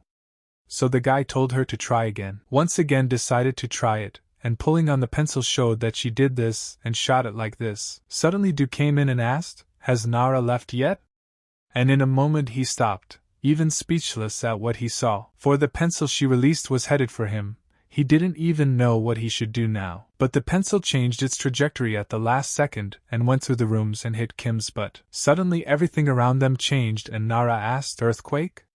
Kim lost her temper and said they were assholes. Kim grabbed W and was saying she would wipe him into powder, eat him, and he would come out with her shit. Nara just closed her eyes and apologized to her. After this drill, she sat on the couch and put ice on her butt. "Did the arrow fly away?" she asked. Kim said Hunter's arrows ward off evil spirits, something like that. Which means she needs more practice. Don't let her shoot so carelessly. And especially not at her. She's a good person, like her. You can't shoot good people. Nara replied that she understood and kept in her head that arrows ward off evil spirits. But she also remembered that the old man had told her not to trust beasts. Walking back up to the room, Wu told her it was getting late. Let her go home already. Nara walked through the closet and lay down on her bed. Nara said she was so tired and decided she would do her homework tomorrow. She tried to fall asleep, and headed to the refrigerator for something tasty. But in the moment she immediately sensed that there was someone near her, and closing the refrigerator door she pretended not to see the ghost. Nara immediately wondered, what is this? When did he show up here? She'll pretend she didn't see it, and just run away. And suddenly Ghost started saying that he was actually in pain. And I asked Nara, "Is that her pencil?" Nara looked and immediately realized it was her pencil. The ghost told her to get it out now. Nara tried to pull the pencil out, but Ghost kept yelling that it hurt a lot. Let her pull it out. After this, Nara could not recover and went to her room. She could not sleep and was completely exhausted. Nara went outside and said that Ghost now came to her in her dreams too. Maybe it was the pencil, she thought, and if she found him, he wouldn't come after her, would he? But suddenly an autumn leaf fell on her head. She was surprised and picked it up. But looking up at the tree she saw that the ghost was sitting there. But he was very afraid of her, and even tried to hide. It was said that just as a carelessly thrown stone kills a frog, just as the flutter of a butterfly's wings turns into a typhoon, and Nara's pencil accidentally triggers a big storm. And it all ends badly. Suddenly the ghost from the tree disappeared. Nara thought it must be the same ghost she had seen in her dream. Along the way, Nara stood in front of the house and said that she remembered it. Ever since she was a child, as long as she could remember, this house had been abandoned and it was still the same to this day. She had always been scared and went around it another way. But how did she end up here again? Even the older ones avoided him, as he just reeks of terror. She heard that the people who lived in it died of some disease. And if you go into it, something terrible happens. Suddenly she remembered hearing something on the news a few days ago. There were 3 people gathered in this house. The guy was asking how they were getting this asylum. They say the house has been empty for decades. The girl replied that she was surprised and said that their Minsa had done a good job. Minsa started laughing and asked, "Really?" But the other guy asked, "Don't they think it's kind of creepy here? They're going to get in trouble because of that idiot." Minsa asked him, was he scared? Let him go back to kindergarten then. But boyfriend replied to shut up. But the girl got angry and said that they smoke so much here, her clothes would smell like their cigarettes. The boy replied that he hadn't smoked yet.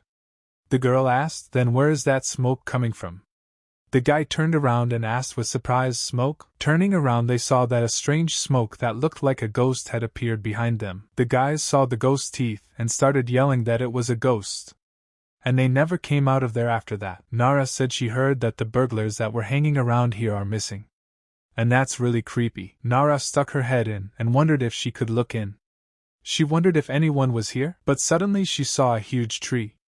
"I wonder if it's bigger on the inside than it looks on the outside." And then she looked up and saw her pencil.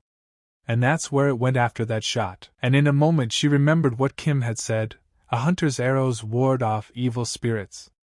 And now it all looked very dark to her. And maybe that ghost, if she just leaves, it'll come back to her in her dreams. And she doesn't really want to go there. Nara started telling the little girl ghost to come to her. "Sis will take the pencil out of her. Let it come to her." But in a moment she realized she didn't want to go.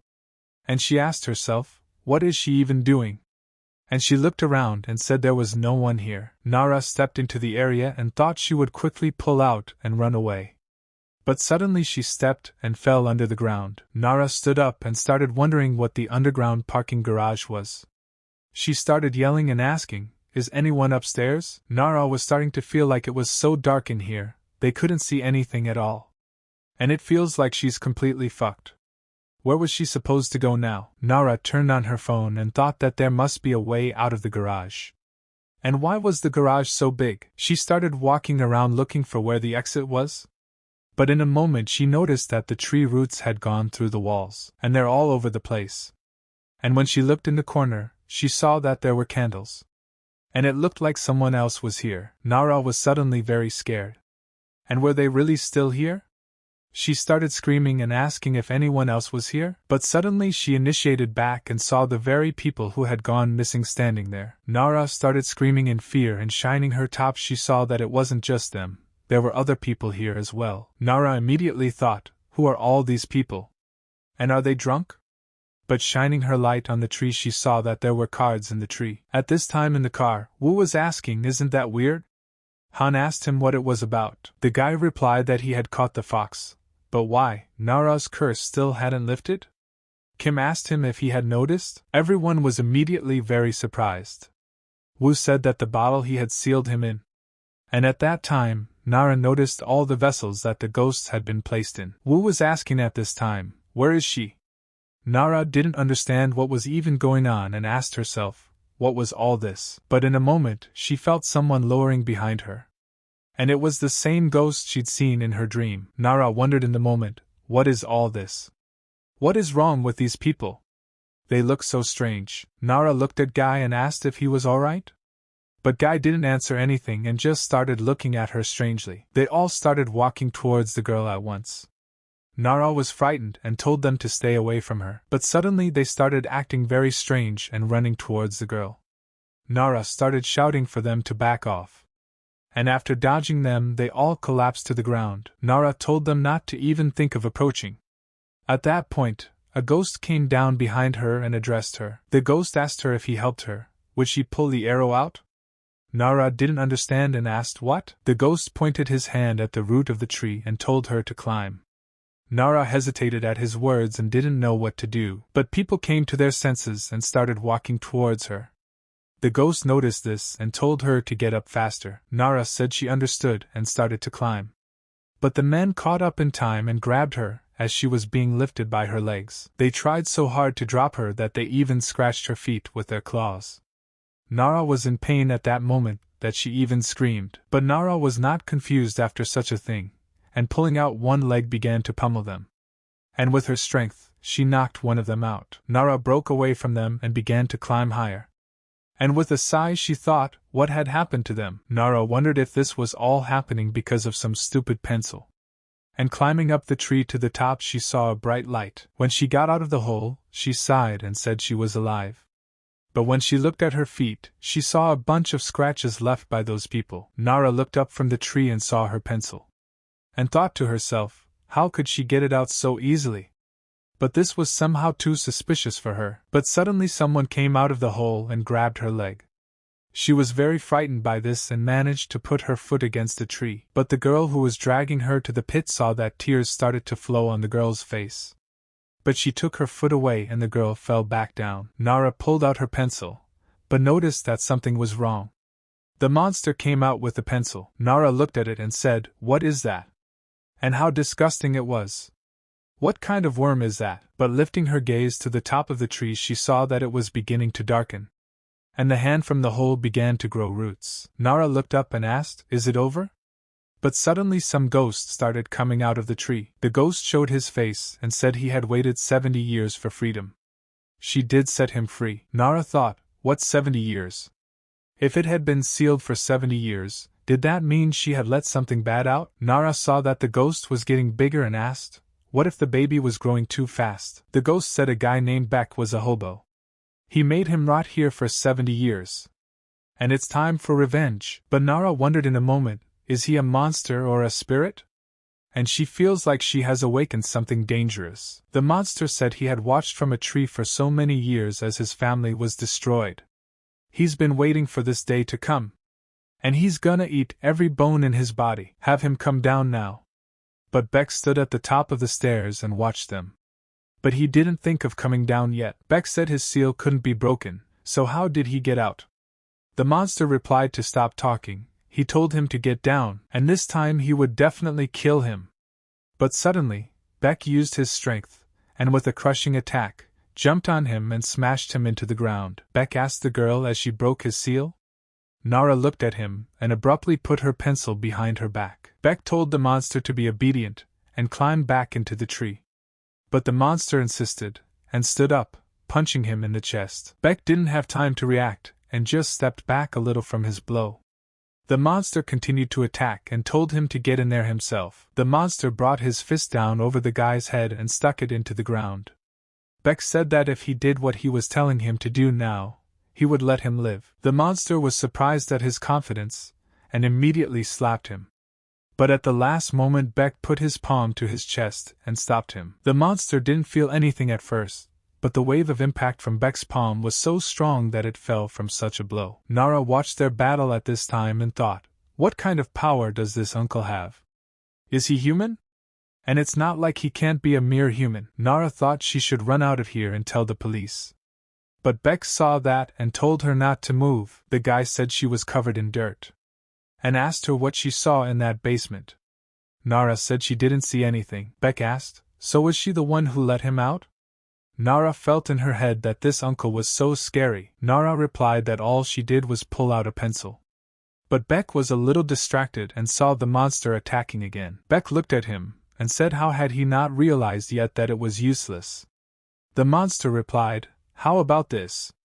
And let fire come out of his mouth. The fire covered Beck completely, but he put his hand in front of his face. Nara saw this and worried for him. Beck told the monster that means they're playing with fire. And it turns out he asked for it. The boy immediately jumped into the air, but the monster took Nara's hands in his and stepped aside. The girl tried to resist and told him to let her go. Beck turned around and saw that the girl was gone. But by this time the monster had grabbed her and walked through the door. But Beck was not afraid of anything and opened that door right away. He told the monster that this time he would tear out all his limbs, but closing the beast behind him he passed as if through a portal that transported him to another place. Beck looked around and saw another open door. And this one said someone loved Busan. Beck got angry and turned to the goblin. The monster replied that he seemed so cool, but was trapped down a rabbit hole. The monster said he hadn't eaten in 70 years, so he had a couple meals in store for the likes of him. Nara realized at this point that she had just been dragged inside. The monster asked her if she was hungry, and suggested that they eat something delicious together. Nara asked with surprise, yummy? She looked around and wondered if there was any food here at all. Or does he mean he's going to eat it? Nara replied that she wasn't hungry at all. She had already taken the pencil out, so she should go home now and let him get his revenge here. The monster told her not to be afraid, he's not bad. Doesn't she remember it herself? And let her see, all his family loved him. Mr. Park Kam-ji and his wife, and how young they are. This is his son, Mr. Park Jong-man, who was decorated during the war. And then there was Jong-man's son. He was a smart kid and became a successful businessman. Even though the last child was weak, he was still very cute. The monster asked her if she remembered him. Park Gang-ho is the last descendant of this family. Nara thought, is this ghost really crazy? How would he know them? Would he kill her if she said she didn't know him? The monster said he's the guardian god of this family. Nara started clapping and said that was awesome. And she realized that she should definitely leave now. Suddenly Monster pointed his finger and said, there she is, she's here too. Nara was surprised and asked what? She remembered that there was her in the corner of the old abandoned house in the black and white photograph. Nara didn't understand how this could have happened.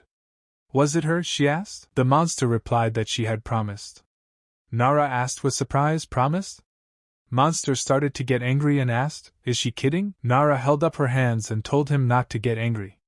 She had just come for her pencil in the first place. The monster said it was about that strange arrow.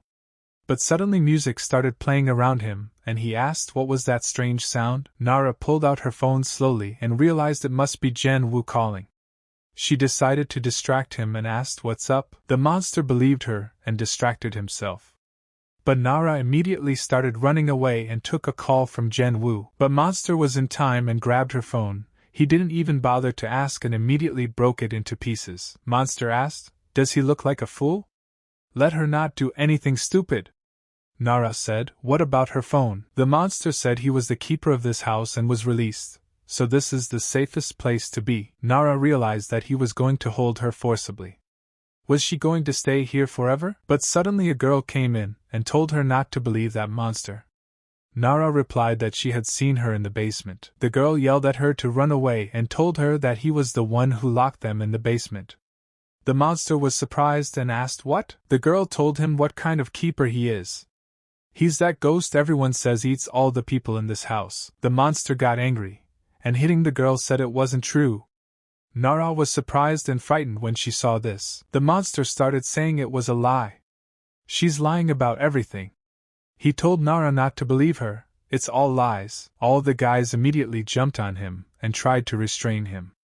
Suddenly the door opened and a guy shouted at Nara to run to him. Nara tried to run away, but Monster tossed the two guys in front of her and made a cutlet out of them. The monster told her not to let herself be fooled. All these guys Bex got in his head. If she gets out of here, he's gonna get her too. The guy at the window was yelling at her to grab on quick.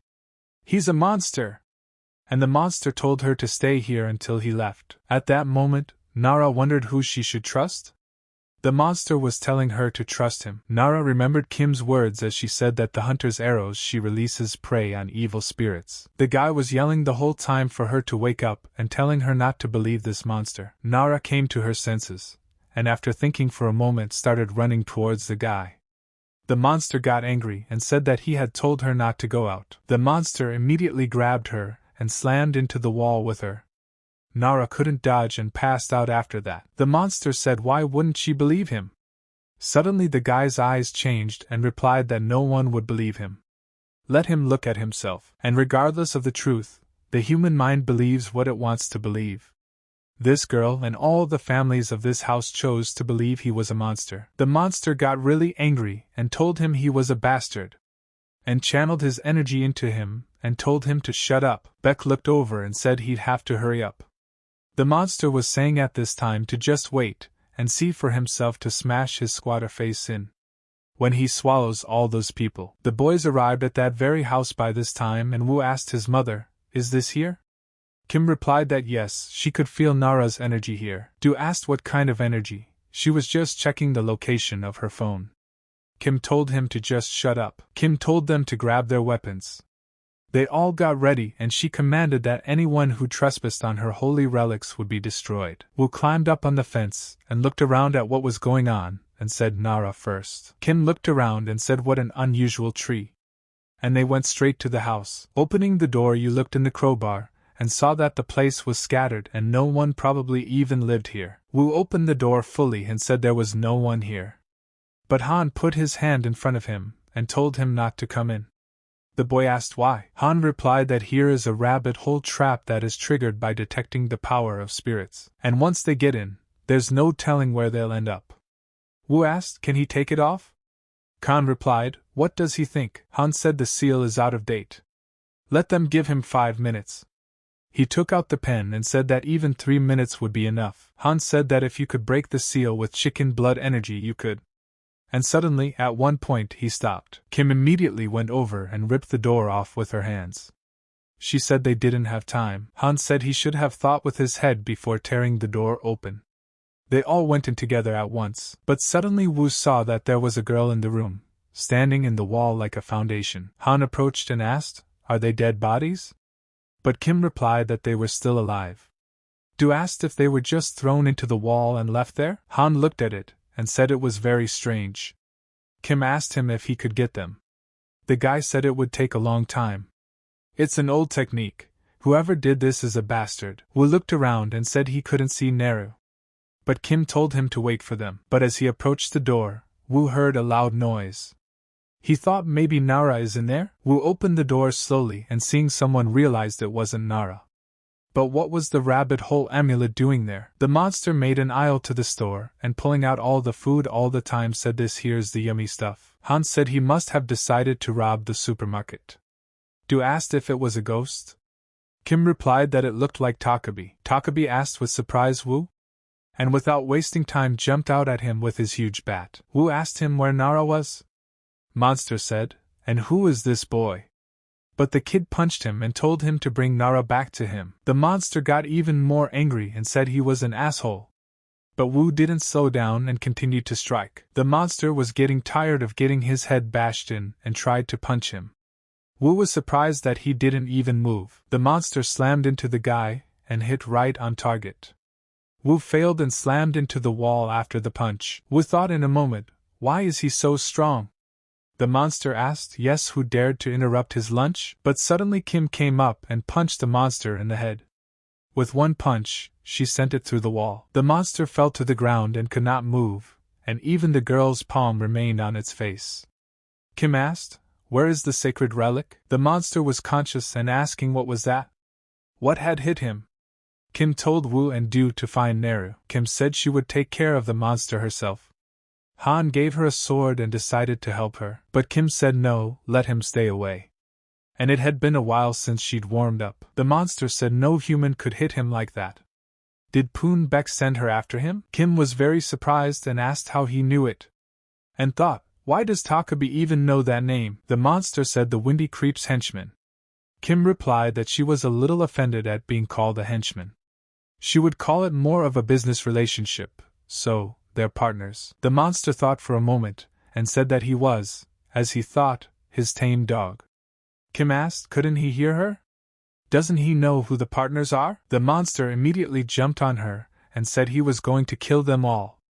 But Kim steadied herself against him and stopped him with both hands. The monster at this moment was greatly surprised and didn't understand why he couldn't move. Is it really a spiritual power? The monster couldn't believe it with his own eyes. But he realized that he wouldn't just give up. Han watched from the sidelines and was greatly surprised. The monster replied, so much effort on his aunt's part. Kim said she hadn't even used half of it. The monster asked, didn't he? He's actually not trying very hard either. Kim asks him what he's even saying. She can't hear him and is about to fall asleep out of boredom. The monster asked her if she would add some strength. Kim replied that yes, he looked like he was already shitting his pants. The monster said she was shaking with fear herself. But Kim added a little more strength and suppressed it. The monster was surprised and couldn't understand what was even going on. And what was she all about?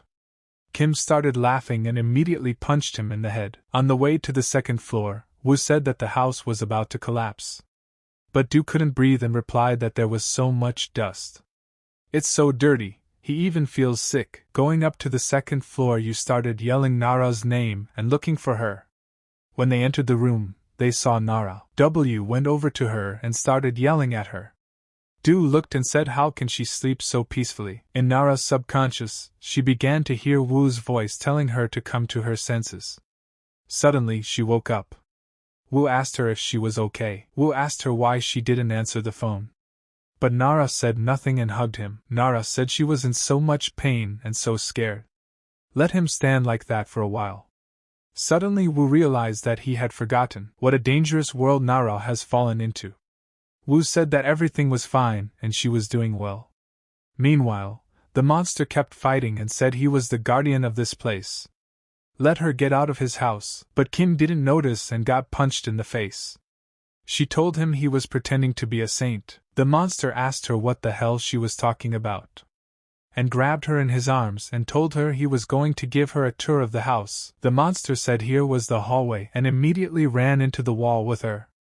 After going through 2 rooms, he asked her how she felt about that, but Kim got sick of it all, and losing her temper, she immediately turned into a tiger that immediately pounced on him. After knocking monster to the ground, she began to pummel him with her claws.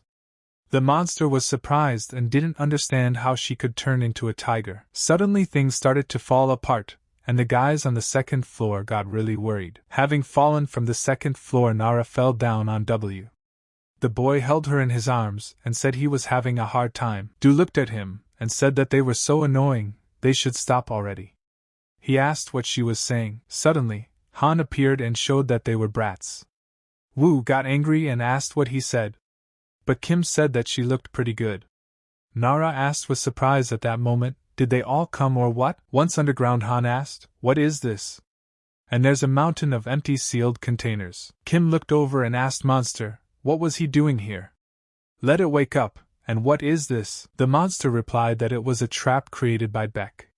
He was using him as bait, constantly bringing all these ghosts from somewhere, trapping them inside him and raising them. Beck especially liked the thistles that grew up eating other ghosts. Kim said that was enough lies. Why would Beck want to do that? The monster replied that he was saying that such ghosts were more long-term. Kim asked with surprise, what did he say? The monster replied that Beck was dying. He's just an empty shell.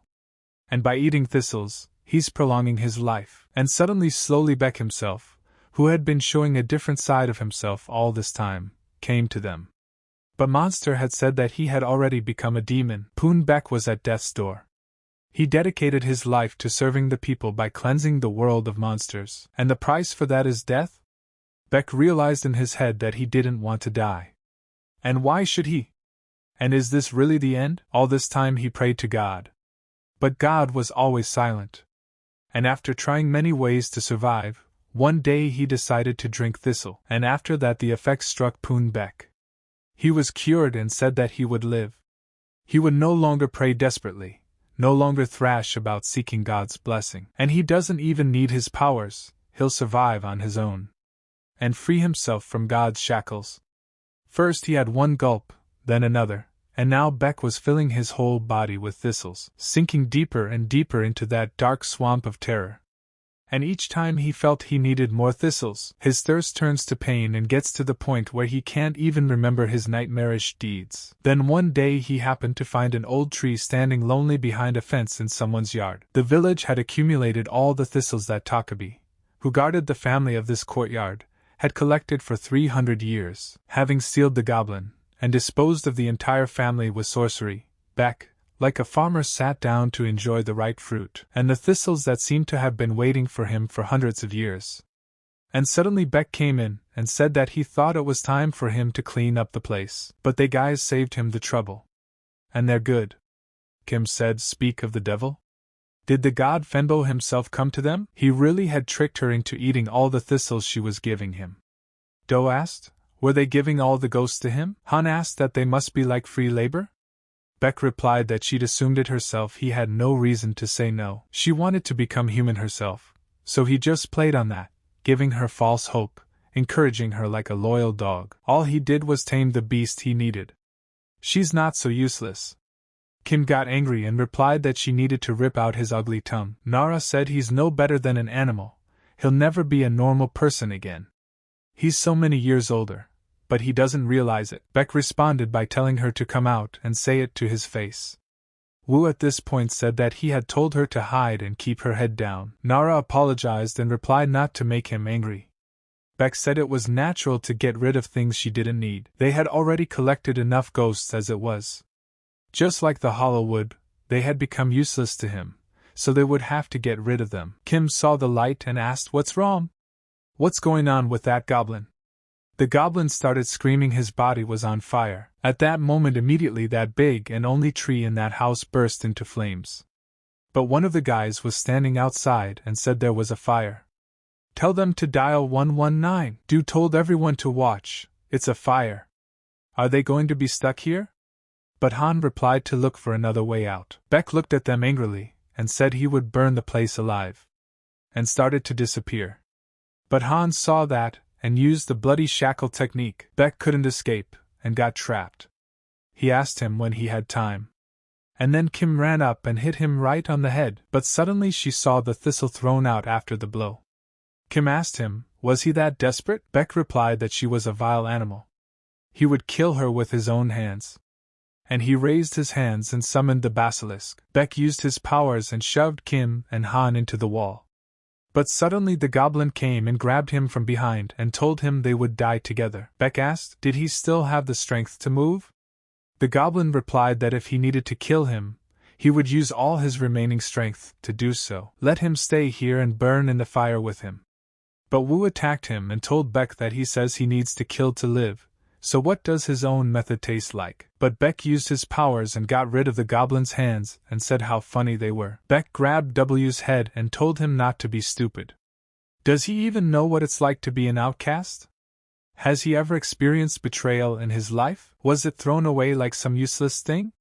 Suddenly Wu replied that this was where they were alike. But suddenly Beck was surprised, for a light beam passed through Wu's body and traveled through him. Suddenly Nara said he was right.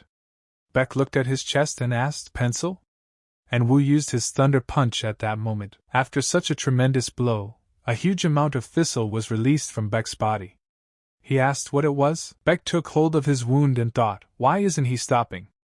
And his body was falling apart. Beck said things went downhill with the appearance of this girl. He told the girl it's her again. It's all because of her. Nara asked in surprise, what? Beck replied that she had already ruined all his plans twice. First by unleashing the goblin and now with her fucking arrow. He would have his revenge on her. At that point, Nara replied that she wasn't intimidated by her threats. Kim asked, does he think he'll get another chance?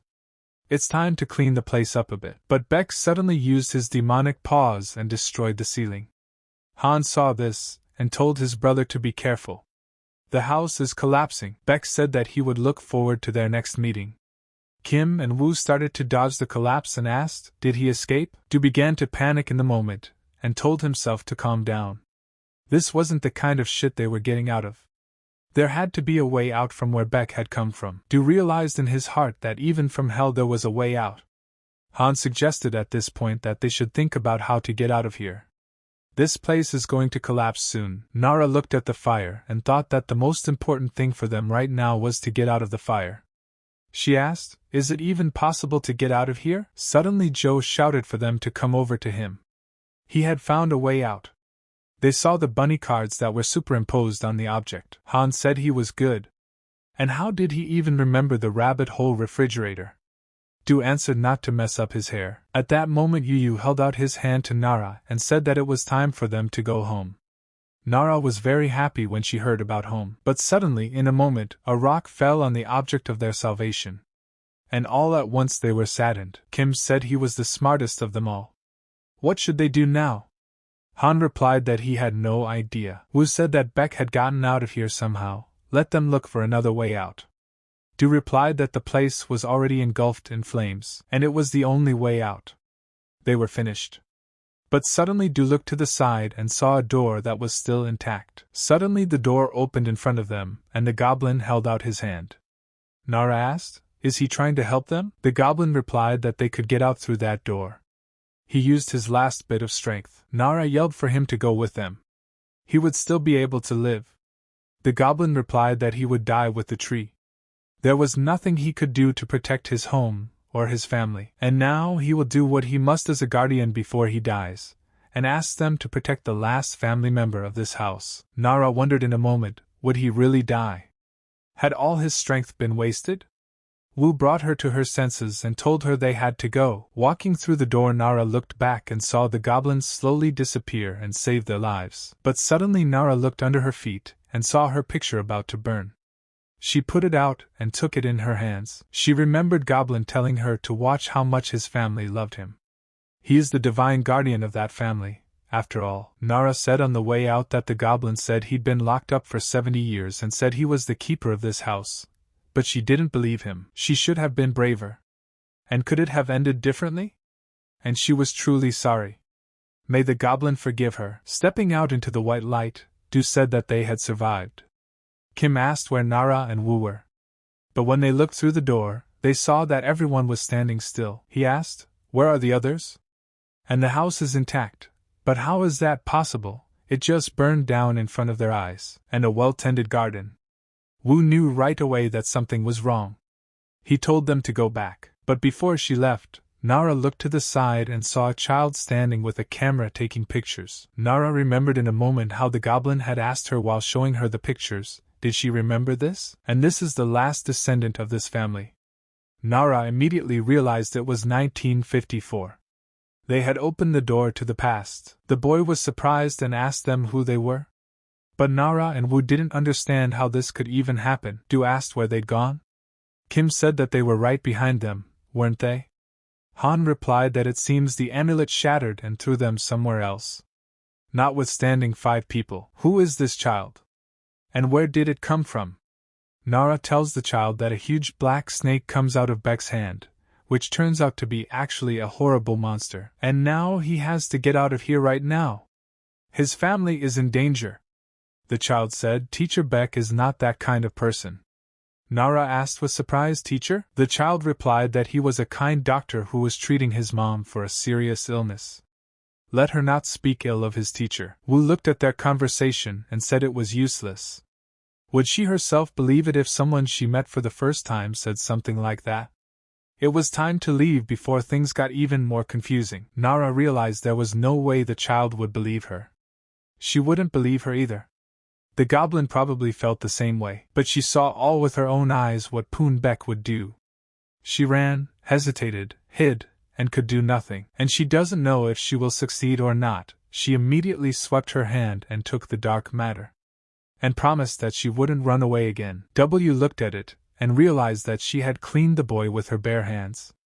The boy asked her what she had done. Nara replied that she knows he doesn't see a lot of things, but she has no choice but to ask him to trust him. Nara told him to take it. If he put aside his prejudices, he would see the sincere intentions of the people. Suddenly Wu noticed something strange and asked, "Does the door close by itself?" He shouted to Nara to leave quickly. The door was about to close. Nara shouted to Takabe. Could she hear him? She would be sure to free him someday. So let him wait, they will meet again. The goblin at this time asked, "Wait?" Nara asked him to wait for her. But at that time, Beck was walking by and heard everything. Beck immediately opened the doors and saw the child who and greeted him with joy in his eyes. The goblin was wondering if the girl would let him out. So this girl disappeared, only throwing some incomprehensible phrase. Beck asked the child, "Did someone come here?" But the child replied that someone had been here and then disappeared. The goblin realized that even though his body was trapped in the tree and he couldn't move, he could only endure all this torment by watching his happy family. Suddenly the child came up to his mother and told her to look at the pictures he had taken. Mother looked over and said the azaleas were blooming so beautifully.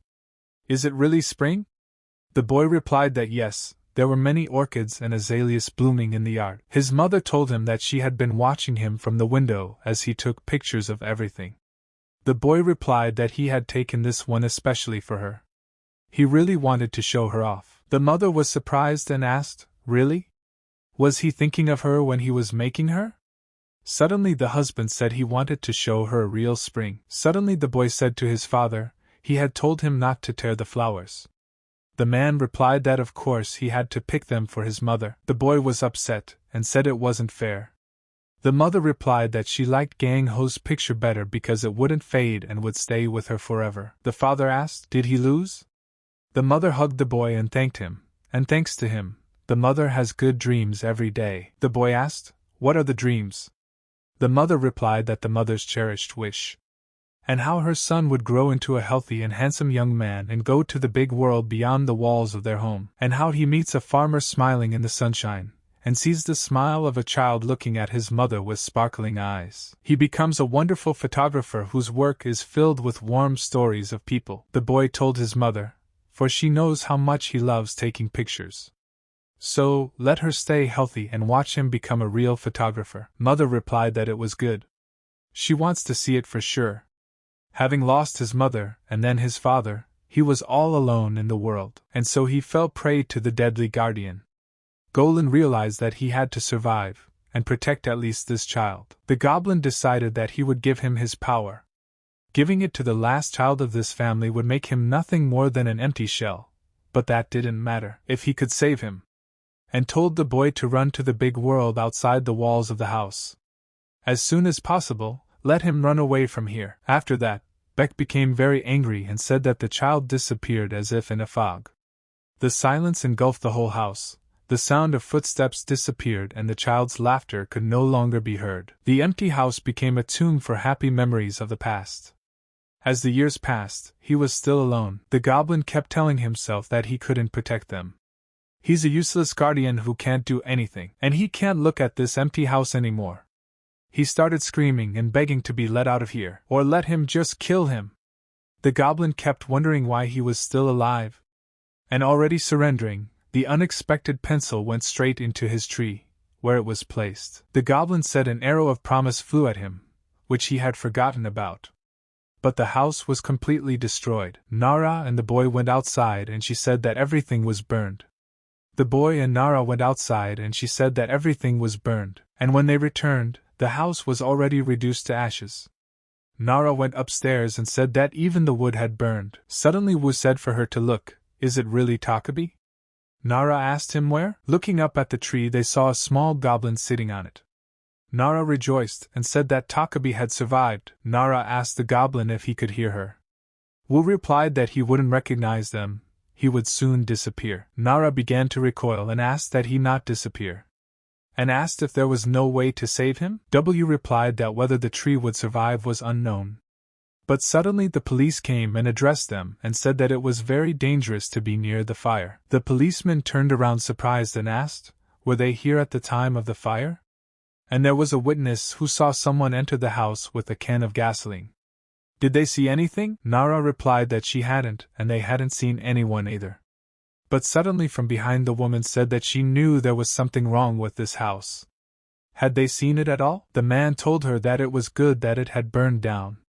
Because of all the gangsters who came here, he couldn't sell the house, the prices were terribly low. Disgusting neighborhood, and the owner of the house insisted that he would never sell it, and so it burned down on its own. But Nara came up and asked, is the owner of this house alive? The woman replied that it was a long time ago. She doesn't even know if he is still alive. Suddenly, the man said that he was in the hospital. Nara asked, is he still a famous photographer? The man replied, what was his name there? He doesn't even remember. Suddenly, the goblin said his name was Gang Ho. But news reports said that documentary photographer Park Gang Ho passed away on March 1st. The bereaved family donated more than 70,000 of the deceased's works to the National Gallery, where they will be displayed in a special exhibition. When Nara arrived at the exhibition building in Park Gang Ho's memory, she said it was here. So the child survived. W said to check, it could be different people but with the same names. And immediately they went to the exhibition hall. The kid remembered his mother saying she liked the picture Gang Ho took better, because it wouldn't fade. Ho looked at the picture of the girl he remembered and said he would believe her and fulfill her mother's dream. And Gang Ho will go out into the world outside the walls of the house, meeting a smiling farmer working in the sunshine, and will fill his works with warm stories of people. The goblin remembered telling him to leave. Let him run from here to the big world. Nara said she was so proud. She can't believe that that little boy has become a wonderful photographer after all. He's a grandfather to them because he was born much earlier than they were. But suddenly a girl came up to them and asked, did they think the tree was interesting too? Grandpa said it was his favorite picture. And he always said that the tree was not easy, it had saved him. Nara asked in surprise, grandfather? Is she the granddaughter of that child? The girl replied that she was Mr. Jia's. And she has to go. Nara felt that they did look alike. Rod didn't interrupt. Jia walked up to the men and thanked them for coming to their farewell event. The goblin said that seeing the last member of the family alive, Takabe could leave this world with relief. The goblin said goodbye and said he would be blown into fine dust right away. But Nara didn't want him to leave. He tagged himself in the picture. He went to his family. Nara asked if he would live. Wu replied that they would not know that, but he looks happy. He has chosen to stay in the moment where there is no pain or suffering. But suddenly his phone rang, and Kim asked if he was okay. Wu replied that he was fine and asked where they were. That day, while walking along a road she hadn't often traveled before, she came across a takabi tree.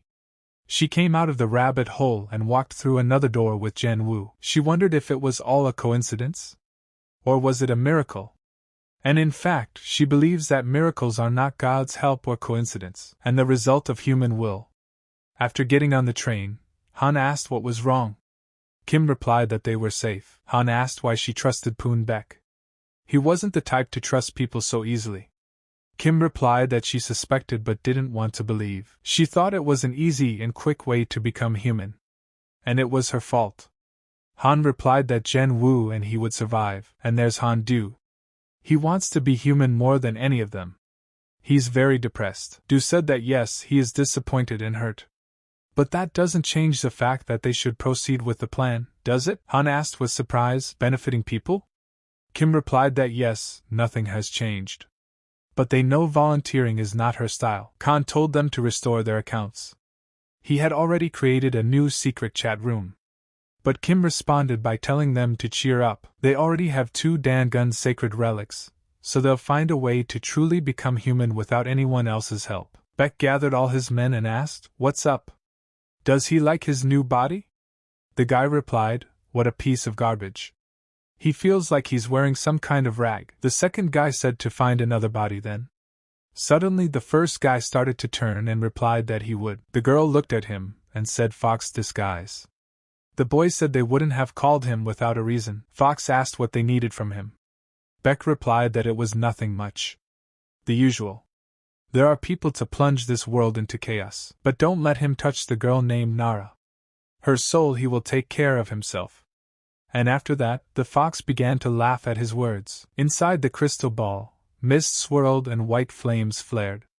The purpose of the ball was unknown, but one day the man guessed that it was one of Tangen's sacred relics. The guy was telling the kid that her mother had left him so much trouble. Possessing the relic would make him a target for all sorts of evil. What's he gonna do with it? Sell it? And as soon as he thought of that. But suddenly the child took the balloon and energy seeped into his hair. The guy yelled at him to spit it out. "You can't eat that." But after that, they headed near the demilitarized zone in Jiawen, Kamwandu province. In a deep forest lived a father and son cut off from the world. The boy told Jen Wu that his father was home. Wu had incredible strength, and when he saw his father, he jumped to meet him. But he was so strong that he knocked his father to the ground and asked him what he had brought him. His father asked him if he had waited long? W replied that he had not waited very long. He asked the child what he had been doing. Wu replied that he swam, climbed trees, and chased animals. His father asked him, he didn't eat raw meat anymore, did he? Before dinner, Wu asked his father if he had caught any ghosts. His father replied that no, they had all vanished somewhere. Wu asked if he was going to leave again. Dad replied that he probably would. He was really sorry to leave him all alone in the mountains. Wu said he wasn't bored here. Let him bring pizza next time. Father listened and said he would. W asked his father, is he having a hard time? The father was surprised and asked why he was asking. The boy replied that he missed his mom. Dad said not really.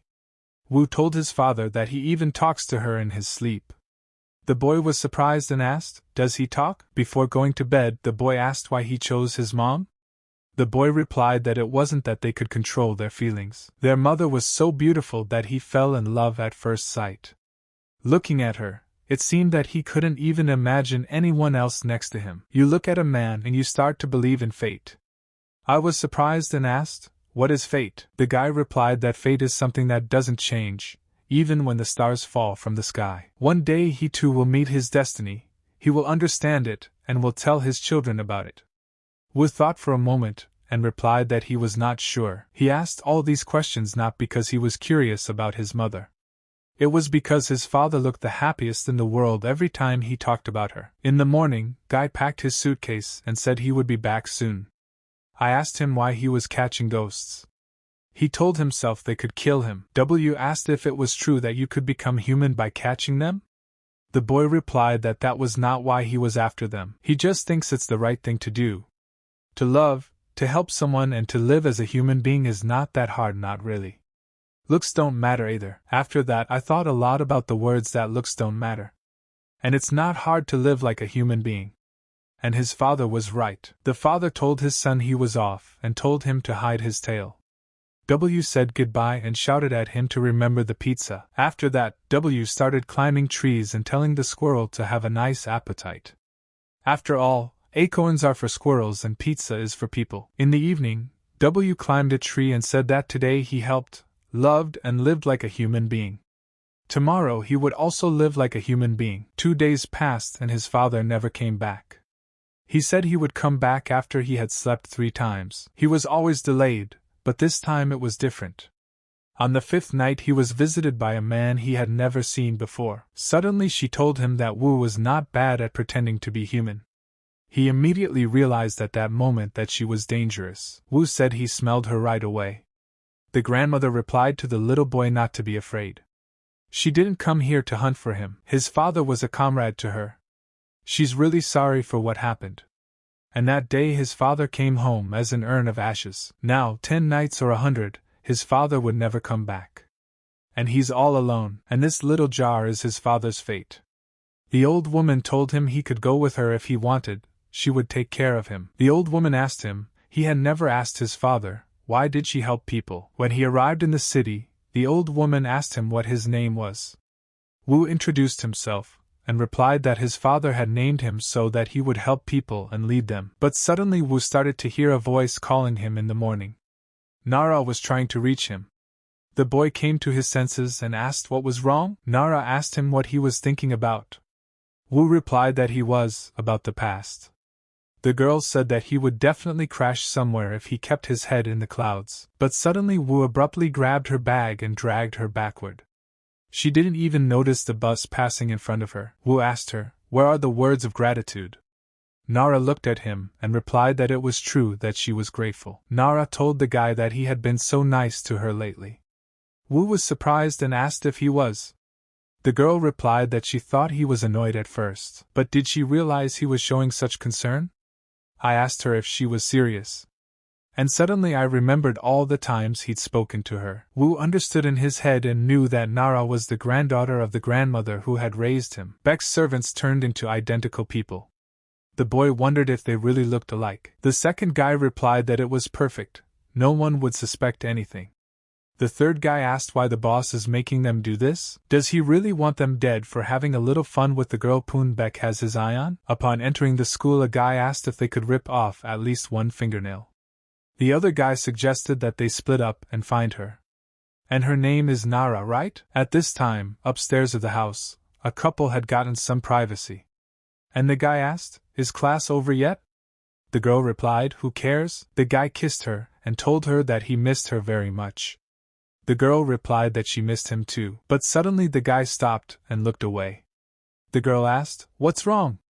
The guy asked, does she think someone is watching them? The girl replied that classes were still going on, no one could come to the roof.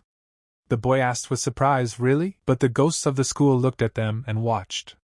Grandma kept saying she was hungry again, but the phantom said, what a bunch of brats, no shame, no conscience. The teacher asked what the students were doing in broad daylight in a sacred school. The ghost builder replied that they would all die anyway, and their bodies would rot and decompose, and it wouldn't be fair to just become a ghost without getting a taste of it. Suddenly, Ghost Master slapped him. The builder asked him why he hit him. The teacher replied that he should shut up if he didn't want to die again. The builder replied that he was only saying that one should cherish every life lived. But the master covered his mouth and saw the ghost looking at them strangely. The ghost asked, were they talking about her now? The builder replied that no, he didn't mean her. Ghost said, as if she'd never wanted to try something like that. Damn world. She wanted to have rooftop dates too. The builder told her to calm down a bit. Ghost was saying at this point that she wanted to kiss too, and she's never even held a man's hand in her life. But why is the world so unfair to her? Why is she only unhappy? But suddenly she saw W coming up the stairs, and she realized that it was her only ray of light in this damn world. Ghost realized that just looking at him made her feel good. But suddenly Nara stepped out of the way and shouted to him. Ghost got really angry and said it was her again. Nara rubs up against Jen Woo every day. Could it be that they're dating? Is it really true? She realized that if he was taken from her too, would she really have to endure the pain again? How harsh her life was. She had lost her ray of light. But suddenly Nara came up to her and asked her, was something bothering her? The ghost replied that no, everything was fine. Nara said she looked like she was in a bad mood. Have her let her know if there is anything she can do to help. The ghost realized that she was kind, and her face was pretty. How unfair the world is. She realized that she had saved her from a fox not too long ago, so she was grateful to her. But sometimes she wanted to hate her. How it pissed her off. Ghost said she just didn't deserve to be happy. Nara was surprised and asked what she meant. Ghost replied that her life had been filled with a series of suffering and pain. Her parents were killed in a car accident, and so she became the head of a family of 5, taking responsibility for her younger siblings. She had to drop out of school to raise them all. She worked in a factory at night, and in a restaurant on weekends to earn more money for them all. The man in charge asks if she's tired. She could go home early. He would finish up here for her. The young and friendly owner of the restaurant seemed so cool to her. The man in charge said she had done a great job. Here was her paycheck for the month. The man in charge said he added some there, so let him buy his siblings something tasty. Ja was pleased and thanked for such a gesture. The man in charge said he had something else. Ja asked what was it? And it wasn't all bad. And there are moments she will never forget, even if they were very brief. That moment when she thought she was finally going to be happy. She died of overwork. And even after her death, she could not leave this world because she was worried about her younger brothers and sisters. Ja followed her brothers after that, and yelled all the time to keep him awake. He needs to study and go to university. The kid at this point was greatly surprised and thought, what's going on? It was as if she could hear her sister's voice. Ja said that she had been following her siblings and tormenting them, which is what brought her here. Nara asked, so do they go to their school? Ja replied that yes, she did. Nara asked, so did she stay in school because she was taking care of her younger siblings? Ji replied that it's not just because of them. The only joy in her life is her ray of light Gen W. But he will never be hers. Ji said she was going to go. Nara asked her little sister, where is she going? Is she going to settle down? Nara said she had to see her youngest graduate from high school. But suddenly someone pushed her from behind. Nara failed and rolled down the steps. Ji asked her if she was okay.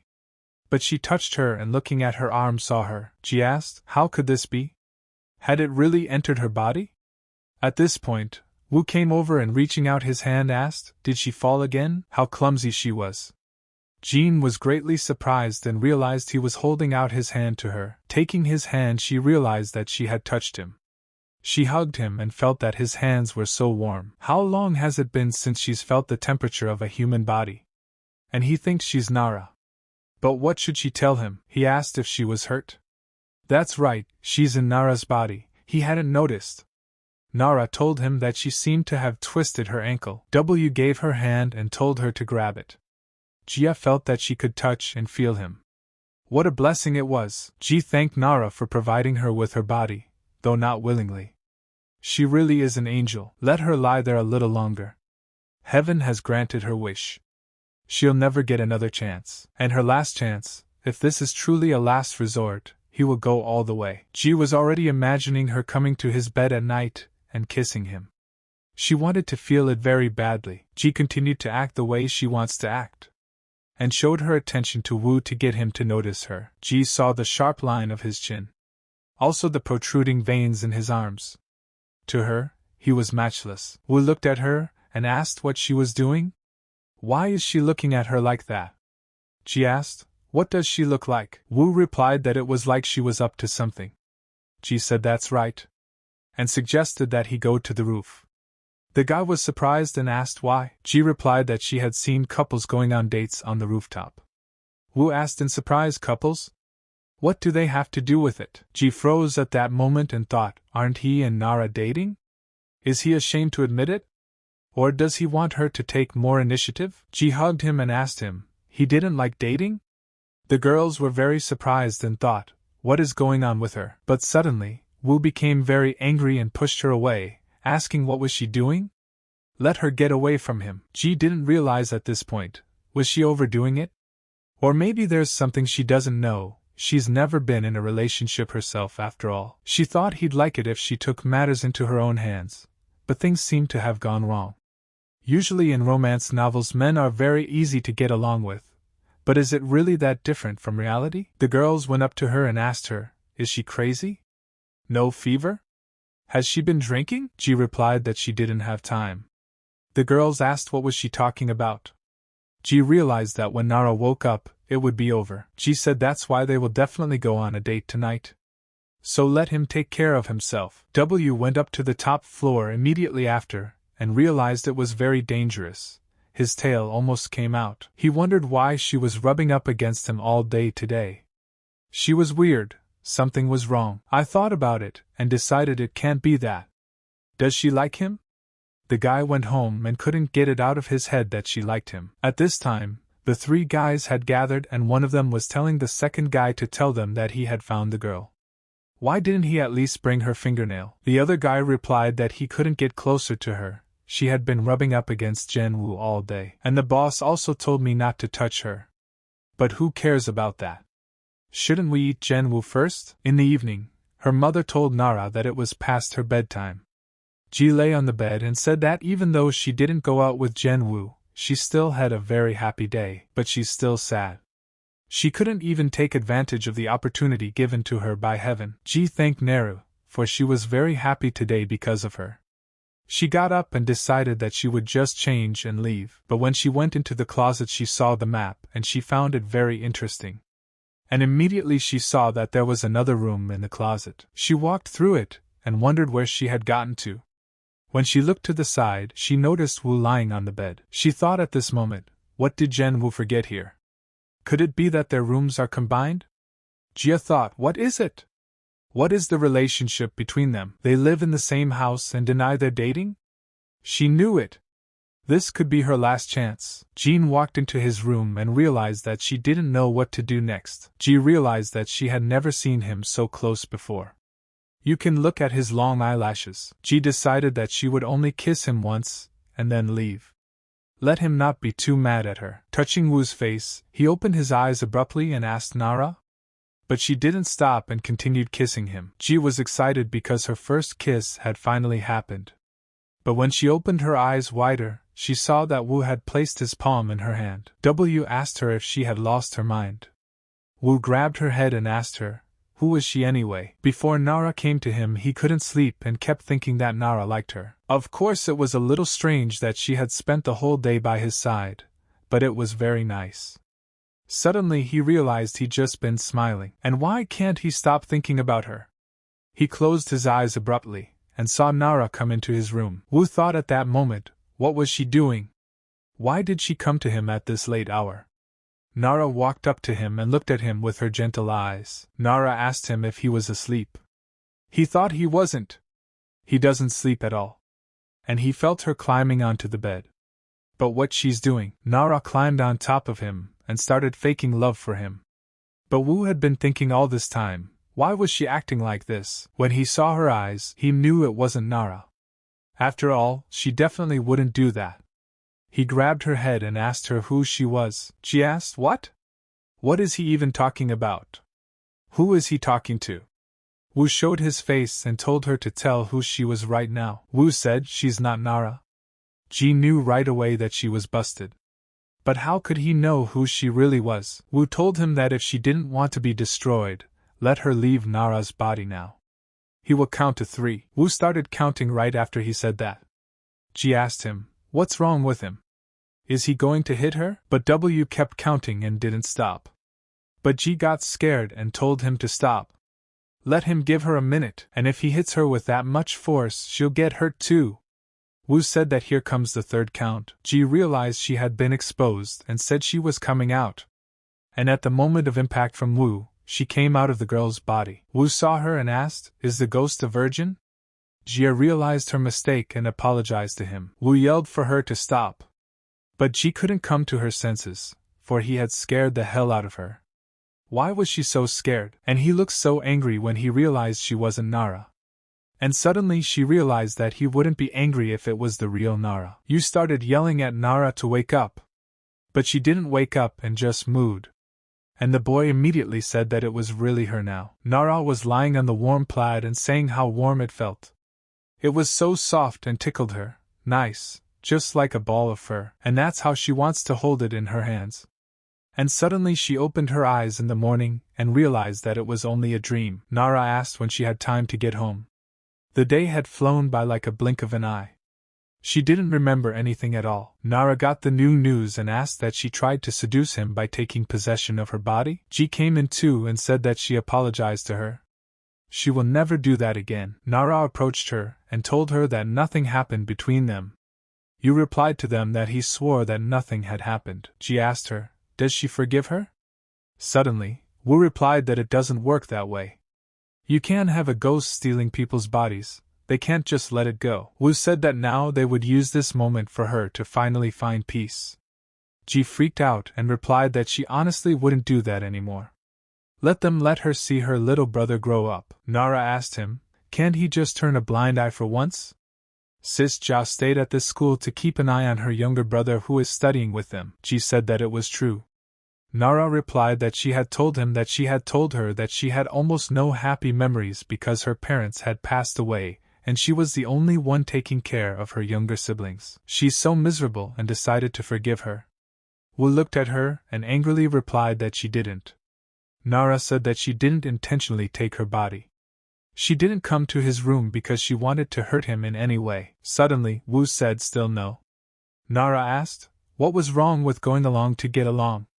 Oh, and besides, it was her last wish for a kiss. Was it much to ask for? Did he ask her if she was serious? And he had to do this to her? Nara was surprised and asked what? Nara said no, as if to say, and suddenly she blushed. Wu asked, should he have agreed right away? Since it was the ghost's last wish? But suddenly a nearby teacher was telling a schoolboy with a cigarette. Smoking is bad for his health. Especially it is forbidden in public places. The guy replied that it's been so long since he's been in the damn place. And this old guy has been pinging him since this morning? The old man told Kim Suk-woo that he was only saying that for his well-being. Suk replied to the director that he should take care of his bald head. She sighed and said that was her little brother. Nara was surprised and asked if it was him. Ghost replied that she was so worried about him. Kim Suk-woo is the most difficult teenager in their school who likes to pick fights every day. Suk said that his baldness can be rubbed like an egg. Ji said he can't leave the school because she's worried about him. Nara said it's so sad she doesn't even know how his sister sacrificed herself for him. Totally out of hand. The principal insisted and said that, and yet he was asking that she give up the cigarette. Sok replied to just kick him out of school already. Nara walked up to him and turned to punch him in the face that even the cigarette was broken into small pieces. Nara asked, has he lost his mind? Suk got angry and asked, has she lost her fear? The girl told him to wake up already. Does he have any idea how much her older sister cares about her? Let him at least do it for his sister. Sok was surprised and asked, sister? Nara answered yes, she is always by his side. Suddenly, Suk said he didn't have a sister. And who was she anyway? Nara was greatly surprised and asked what? Ji was telling her that this nice guy was her little brother. But suddenly she pointed at the headmaster. Ji went with him and told him to straighten up. And what became of his hair? Nara asked if the principal of their school was her little brother. The principal sometimes says he can still hear his sister grumbling. Her voice was a source of strength in difficult times, and remembering the moments when she raised her 3 younger siblings. Creating a happy family, and having built a successful career, he always remembered his bright and beautiful sister. W said he thought it was high time she found peace. Nara replied that it was true. Still, she was glad that her little brother had grown up to be such a good person. In the morning, Wu was telling Nara to wake up. Was she sleeping so soundly? He lay down next to her and thought, should he wake her up? Or should he leave her like this? Nara took his hand and started to tell him that he was so fluffy. Wu was surprised in a moment, and couldn't believe his eyes. Ecologist John B. Hong conducted an experiment, creating a paradise for the rats, where they were given unlimited water and food supplies and space to house up to 3,840 individuals. The initial 4 pairs of rats multiplied rapidly and reached 620 on day 315, after which behavioral abnormalities began to appear. The stronger rats occupied the best territories and took all the food, whereas the weaker ones were pushed into limited spaces. Tired of fighting for survival, the rats became aggressive and killed their cubs, and social disintegration began. Rats appeared, which, having given up fighting, began to live in conditions resembling homelessness. Even Elita's reproductive activity decreased due to excessive stress, and by day 600, when numbers peaked at 2,200 individuals, they began to decline rapidly. Despite the fact that as the number of individuals decreased, conditions became favorable again. The rats continued to focus only on themselves and ignored the others. The population continued to decline and the rat paradise experiment was terminated after 1,500 days on the verge of disaster. The teacher said during class that he would now hand out graded test papers and asked everyone to be quiet. Nara looked at her fox and saw that it had 40 points on it. But the girls next to her said they had 96 each. But one of the girls said she got all 100 points. Nara said, "What's wrong with that? Was she the only one who found the test hard?" The girl was telling her not to get discouraged. Nara realized at that moment that their grades were the same in middle school, and now she feels like she's the only one behind everyone else. So what's wrong with her life? Can she even get into university? But suddenly she heard someone saying that all she does is loaf around every day, that's why her grades are so terrible. Nara immediately stood up and asked what did they say. The friend turned around and asked, "So what?" Nara said that they had just comforted her. But the girl replied that they had said nothing of the sort. "And what, was that not true?" she asked. Nara was greatly surprised and asked what they were saying. The girl asked her how many tutors she thought she saw every day. "She keeps learning even though she's bored with it. Does she think she can ever be on the same level as her? With her, who studies every day without stopping? Was the test really that difficult for her? Did other people's efforts seem pointless to her?" Nara became very hurt, and told them to stop. "Why are they suddenly saying all this?" Suddenly one of the scientists said that he would now start his experiment. After patting his palms a couple times he pulled everyone out of the classroom. Nara was very surprised and asked what was going on, and didn't even realize that she was going as the number 1 test subject. Nara didn't understand what was going on and wondered where everyone had gone. She started looking and saw on the board that it said hide and seek game and let her watch out for the killer. Wu also became a test subject, and while walking to school he asked why it was suddenly dark. And he was number 2 in the experiment. W started to open the doors and asked what the hell? Did someone decide to make a joke? Looking up from the balcony he saw a bunch of houses. The girls were also walking around the school and saying that no one was here. It was like they were in some kind of theme park. The girl asked her friend, "Is she scared? And the phone doesn't even work. What the hell is that supposed to be?" But suddenly the girl saw and said there was a man there. And they decided to go to him and ask him. At that time the girl came up and apologized, because she wanted to ask something. But a guy who was holding a bloody axe looked in their direction. The girls were frightened and started to run away with all their might. But the guy with the axe said that whoever did not hide was not to blame. He went out into the corridor and heard someone say that he was caught. At that time, 3 guys with guns were coming towards him and telling him to come to them. Wu looked at them and asked, "So they're the ones who set this place up?" But the boys were out of breath and said that they were finally going to eat it. So they decided they would eat it. All 3 of them pounced on him and wished themselves a good appetite. But Wu immediately hit the first one in the head. The others threw themselves at him with guns too, and in a moment they were saying that they had caught him. But Wu wasn't that easy, and took all 3 of them down. One of the guys woke up and told him he was the one they wanted. Wu asked if they thought they could handle him. The lad replied that they would look at it now.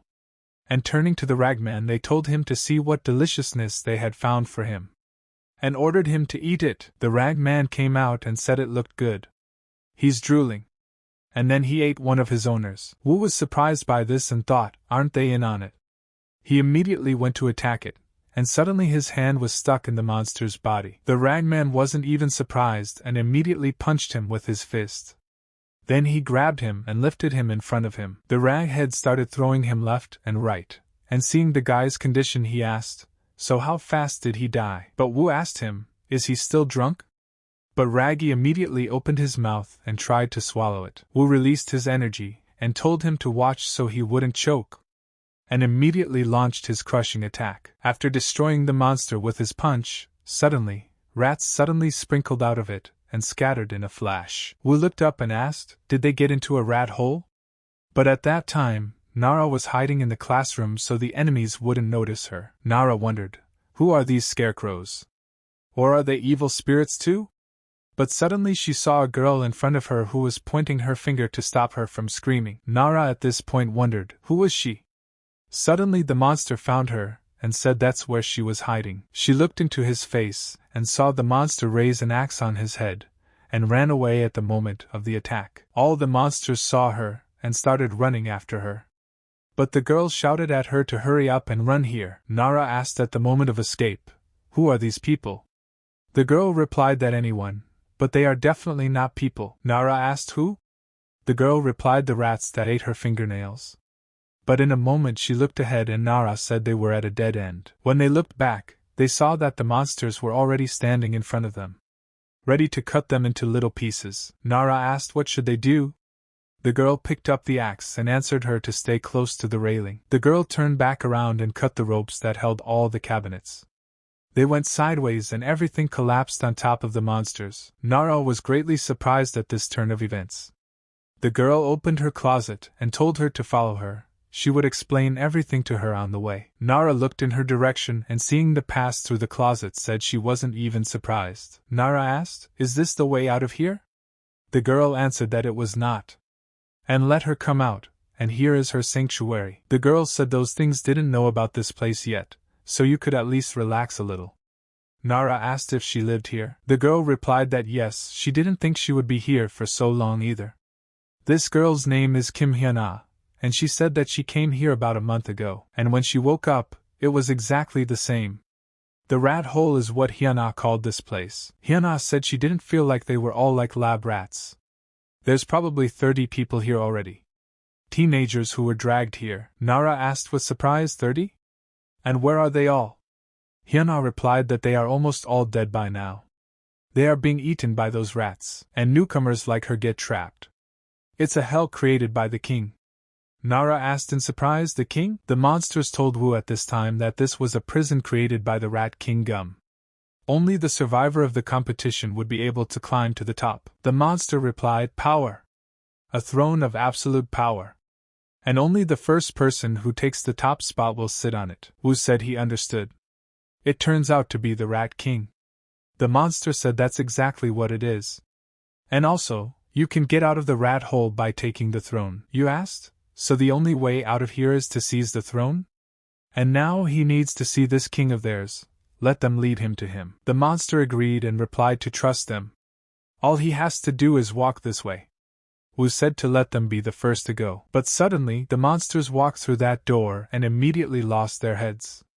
Wu didn't expect this turn of events. And suddenly the man in the dark said that's why you can't trust rats. They'll betray you any chance they get. No camaraderie, no brotherhood. Wu asked, so is he the king? The guy replied that yes, he is the master of this place. But Wu didn't let him do that and immediately punched him in the head with his hand. After the punch, rats came out of boyfriend's face and he said he was a cheeky kid. But Wu continued to throw his punches. The guy replied that he was just one of the test subjects for him, and rudeness had to be paid for. The rats started devouring W, and he asked why he was doing all this. The guy replied that someone else's dessert always seems sweeter, didn't he think so? And he wondered what was so special about this Nara girl. He wondered if she was here too. The guy replied that her experiment had already begun, and said he wondered what was in it, and decided to look at his darkness. W got angry at one point and told him to get out. When I opened my eyes I saw that he was in a different place, and said it was the house he lived in as a child. W asked what he had done to him. Did it go to his head? But suddenly his father came to him at once and addressed him. The father told his son that he was back. W was greatly surprised and asked, "Father?" He immediately remembered all the moments, and told his father that he had missed him. The father told his son that he was pleased to see him, at least like this. And how he's grown. Taller than even his own father, and he wanted to apologize for leaving him alone. He's so sorry. But like then, like now, he's always alone. His father told him to never forget why they were hiding in the mountains. He would always bring misfortune to those around him. These are the ones he loves so much. And showed the memories when his grandmother was dying in front of him. Running into the women's restroom, girlfriend said it seemed like they were getting ripped off. The friend replied that it's so quiet in here. Maybe they'll come out. The girl asked her, is she crazy? They would stay here. And don't let her think such stupid things. Those maniacs really tried to kill them. Suddenly someone came into the toilet. The girls were very frightened and realized that someone had entered. Suddenly several feet appeared in front of their door. A friend thought, is it human? And maybe asked him for help. Suddenly the door opened and the monster asked who was there. The girls got really scared and cornered themselves. The monster said that's how someone really is here. Monster pulled out her knife and told her own that they were here. She asked who was there this time. The monsters were yelling at them to come out to them and not be afraid. At this time, Nara looked at the board and saw pictures of her friends. Nara asked in surprise, Sujin and Unseo? Did they end up here too? She said her friends were in danger. Hyena asked with surprise, friends? Does she think they consider her their friend too? Nara asked what she meant. Hena replied that only one person can sit on the throne. That means that only one of them can get out of the hole. And even if they help each other, each of them wants to live. So there is no concept of friends here. Nara remembered at that moment what her friends had said to her during class. She realized that they would never have said that to her. Hyena told her that Gum was testing her. And the safest thing to do is to just sit here. That way she can't be harmed and definitely won't be deceived. Nara took the sharp objects and said that if they weren't humans but demons, she could fight them. Hyuna asked what is she doing? Nara replied that she would help them. The girl asked, is she completely stupid? She told her that only one can get out of here. Nara said that she was going to shepherd everyone and they would return home. Yu at this time saw a memory of standing in front of his grandmother's body and mourning her. Wu said she was a good person and died protecting someone like him. She shouldn't have died for nothing. His father left him, now his grandmother. He's alone again. And now he's afraid to be alone. The guy looked at his memories too and said he turns out to have fear and loneliness. And the fear of being abandoned is his darkness. He thinks he cares for those he loves, but in reality he is afraid of being alone, a coward. But Wu stood his ground and shouted that it was not so. The guy was surprised and replied that he longed for love so much. But then what were those spikes? The guy asked him what he was hiding. He reached into his head and said to let him look even further. After all, people always hide their weakness and ugly nature deep inside. That's the way it's always been. He wants to see his weakness and ugliness. But suddenly he saw the wolf in front of him, who showed his teeth to devour him. The guy asked, is that really what he's hiding? And what are those spikes for? But suddenly Wu grabbed his arm, but it turned out to be Guy's father and told Guy to stop. They were hiding in the mountains and teaching him to be human for a reason. He grew those thorns himself. Let him not touch them. The guy was surprised and said he wanted to let him out. Suddenly, all of a sudden, he ripped off the thorns. And Wu's essence came out and went to crush the guy. W immediately ripped off his arm, and even half his body. The boy didn't realize at that moment what he had signed up for. The boy realized that this kid wasn't just hiding his identity. He was sealing it. W opened his mouth and swallowed this guy whole. Coming out into the real world, the guy thought his perfect world was ruined. Wu wasn't so easy either, and showing his true form. He attacked him with his sharp claws. Wu didn't stop there, and continued to deliver his crushing attacks, leaving a trail of holes in his chest. And now the guy really understood what the man was talking about. He'd unleashed the real beast. The guy told him he was driven by instinct. Did he hear him? If so, let him remember that. He has prepared a special performance for him. And now let him find it. Wu realized that the wolf inside him was chanting, now don't let him hold back. The strong devour the weak, that's the law of nature. Let him think and feel. He is now completely free. W gave his wolf permission to rage and do what he wanted. You gave him the will and told him to hunt them down. And those who had invaded his territory now needed to be avenged. Let him kill them. Wu started fighting the monsters and didn't even look at who they were, and with his claws he tore everyone around him. W was telling his wolf that he was a real predator. At this time in the restroom, the monsters grabbed them and the girl asked why are they doing this. Let them have mercy on them. The monster said they were pathetic, and put a knife in her face, and showed her that she was a nibble and he wanted to eat her. But all of a sudden, a ray suddenly swept through and stabbed into the monster's chest.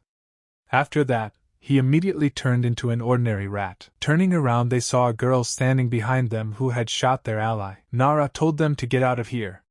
The monsters rejoiced and replied that here she was. The girls were surprised and asked with surprise, Nara? The monsters immediately chased after her. Nara was very clever and trapped them by pretending to go into the room, but there was actually a cliff that the monsters fell for. The monsters started cheering and saying it was mean. Nara looked at it and said it worked. Hen looked at her with surprise and said that it wasn't a bad idea. The girls got very excited and thanked her. Hen realized in her head that she really did save the day. It turns out they really are friends. Hen remembered a moment from her childhood. She was standing on the top of the school and looking down. But people saw her and asked, "Isn't that Hyuna from their class?" The girl asked what she was doing. "Is she going to jump? What's going on with her?" Hen realized it was her so-called friends. "It's just an illusion." Nara said that she did say that the exit was upstairs somewhere, right? Hen replied that yes, we have to get to the roof. Hen realized that they would turn out to be the same, and betray each other for the throne. It would be better if she just went back to the sanctuary. Hen said she doesn't want to be betrayed anymore, and she was better off alone. But suddenly Nara held out her hand and suggested that they go together. But suddenly Hen yelled out that she had a monster behind her. The girls turned around and saw that the monsters had caught them. Suddenly one of the monsters attacked Nara. She was confused at that moment. But suddenly, Wu came and cut the monster into pieces with his punch. The girls were frightened and asked, "What is this?" But Wu didn't spare anyone and killed all the monsters in front of them. The girls said the monster is one of them, and now they have to run away from him. Wu turned around in their direction and showed himself. Hen was surprised and said he was coming this way. But Wu saw only a target in front of him to destroy and pounced on Nara. Nara covered her face with her hands and shouted Wu. But she was surprised and didn't understand why she suddenly called his name. She continued to call her name, but Wu hugged her at the last moment and tried to control his emotions. The guy had been watching the whole time and said finally, this is what he expected him to do. Let him finish her off. Let him show his true colors. Wu began to slowly sink his claws into her back. Nara started screaming that she was in pain. Hen realized that she was just like she knew she shouldn't have gone with them. Now it was time to run. He's a real monster. Wu began to slowly rip her back with his claws. Nara said she was in pain. Nara was screaming at him to wake up immediately. Wu tried to block his monster from hurting her. Suddenly he came to his senses and let her go. Nara immediately moved away from him to her girls. The guy thought, why did he stop? Totally unpredictable guy. At that moment, he wondered, what's happening to him? Hen told Nara that they needed to leave soon. Wu looked at her back after she started to walk away and realized what he had done. I wondered where she was going. Don't let her go. There is no need to leave him. But he did not leave her and went after them. Hen said he's going after them, and we need to get upstairs faster. But Wu stopped at the corner and looked behind them. Hen took it all in stride and told him to leave and stay away from them. The girl asked what was wrong with him. Why was he backing away? Nara thought at that moment, it's definitely Jen Wu, isn't it? He responded when she called his name. Hen told the girl to forget about him. It's only a short distance to the roof. Hurry up and get there. But suddenly monsters appeared in front of them and were already waiting for them. They said, here come the humans. Hen said, it's shit. Everywhere you go there are rats. The monsters were already prepared and wanted to eat them. Will it be possible to break through? Hen replied that there was no other way, so we would have to fight. Nara picked up her pencils and wondered if she would be able to hit all of them with her arrows. So she decided to start with the ones closest to them. But suddenly, Wu walked by them and headed towards the monsters. He immediately turned into a beast and started killing everyone. Hen asked, "That monster? Is he helping them?" Nara answered that it seems yes. The girl said, "That's great. They will take advantage of the moment and make a run for it." The guy watched everything and said the wolf cub is ruining his whole game. He can't control him at all, but it's even more fun for him. The unpredictability makes the game even more interesting. It's like he's holding a brand new toy. Going upstairs, Hen said they were finally on the roof. The guy kept saying that he would break the wolf before the end. Hen pointed and said that that was the only way out. And they had to go to the top. Nara looked and said it was high. Is she saying they're going to the very top? Suddenly a guy came out from the other side and turned to Hen. He asked her if she had decided to come out of hiding after all. Has she changed her mind about hiding yet? Hen was surprised and said that number 18 was still alive. The guy replied that she was still not interested in others. Isn't it about time she memorized his name already? The other girls were surprised and thought he was handsome. Ho tells Nara that this is the first time he's seen her. Ho says this is his third attempt. And he could help her. Nara replied that it was nice to meet you and introduced herself. But at this point, Wu came over and seeing them holding hands immediately showed his teeth to the guy. Ho didn't realize what it was. He was frightened and started to run away. He asked, "Is it a person?" Nara asked, "It's him, Jen Wu, right?" Nara asked him, "Did he give up his human form? Why did he do that?" But Wu didn't answer anything and jumped into the air. Nara was surprised and asked where he was going. Suddenly a guy appeared at the top and addressed the survivors saying that the final challenge was about to begin. Hen said, "Here comes Gum. He is the king of the rats." Gum started to say that the winner will be the one who sits on the throne first, and yesterday's losers can fight again. The winners never give up, and their efforts will not be in vain. Nara was surprised and asked why so many other contestants. Gum said that the winner will get everything. And now the game begins. Gum looked and said that if they wanted to survive, let them run to the throne. At this time, Wu was on his way and was on his way to this rat king. The contestants asked if this guy was new here. No fear at all, climbing alone up there. The second participant replied that it was better for them to be a human shield. The contestant said they could go around the side while he distracted them to himself. I wonder how long he can hold out. Gum at this time stood at the top and was only surrounded by an army of monsters. And immediately said that the game had begun. Gum told her boys it's feast time. Let them eat them all. But Wu wasn't afraid and rushed at them. Wu turned on his head sense and proceeded to destroy everyone in a puff of smoke, leaving behind only bloody bodies. A member below asked, "Is this even real? Is he definitely human?" The guy told his own that they had to go. And thanks to him, it will be easier. Hen told her girls to hurry up too. Nara also ordered her friends to head over as well. The contestant said that this time he would definitely win. He will get out of here, he will definitely survive. The guy said he was coming home. Suddenly he saw two monsters in front of him coming at him. The monster immediately stuck his axe into his chest, and the guy got his hopes wrong. He started screaming and begging for help. The monsters started to surround them, and one of the guys said he would distract the ones on the right. The other guy said he would then take on the left. But the other guy saw that it would be better to act on his own, and pushed his friend towards the monsters. The guy said he was a bastard and he wouldn't forgive him. He wondered why he had done it then. He saw the motorcycle with the key left behind, could have just walked past it. He should have left it alone, and the last thing he remembers is getting on it, while no one can see, and running off, happy as a little boy. And then nothing at all. After betraying his friend, he said he wanted to go home and let them forgive him for hurting them. He won't do anything stupid again, he promises. And the most important thing to him is that he gets out of here. But all of a sudden, someone suddenly threw an axe from behind at his back, which immediately stabbed into his back. The guy took his axe and said that from now on, anyone in front of him would die, and if they don't want to die, let them stay downstairs. Downstairs? The guy asked him, is he crazy? Is he sick of living? Does he think he can make it on his own? The guy replied, why not? Let him try to overpower him. But the contestant jumped on him and shouted that he would kill him, and then he'd get up himself. And he's the only one who's going to get out of here. Nara saw and said they were all crazy. She thought that if they joined together, they would get out of here together. They can become friends and each help the other. Is it possible? Hyung said it started. Is that why she hates this place? Nara asked. Is it always like this here? Hen replied that people change, but the situation is still the same.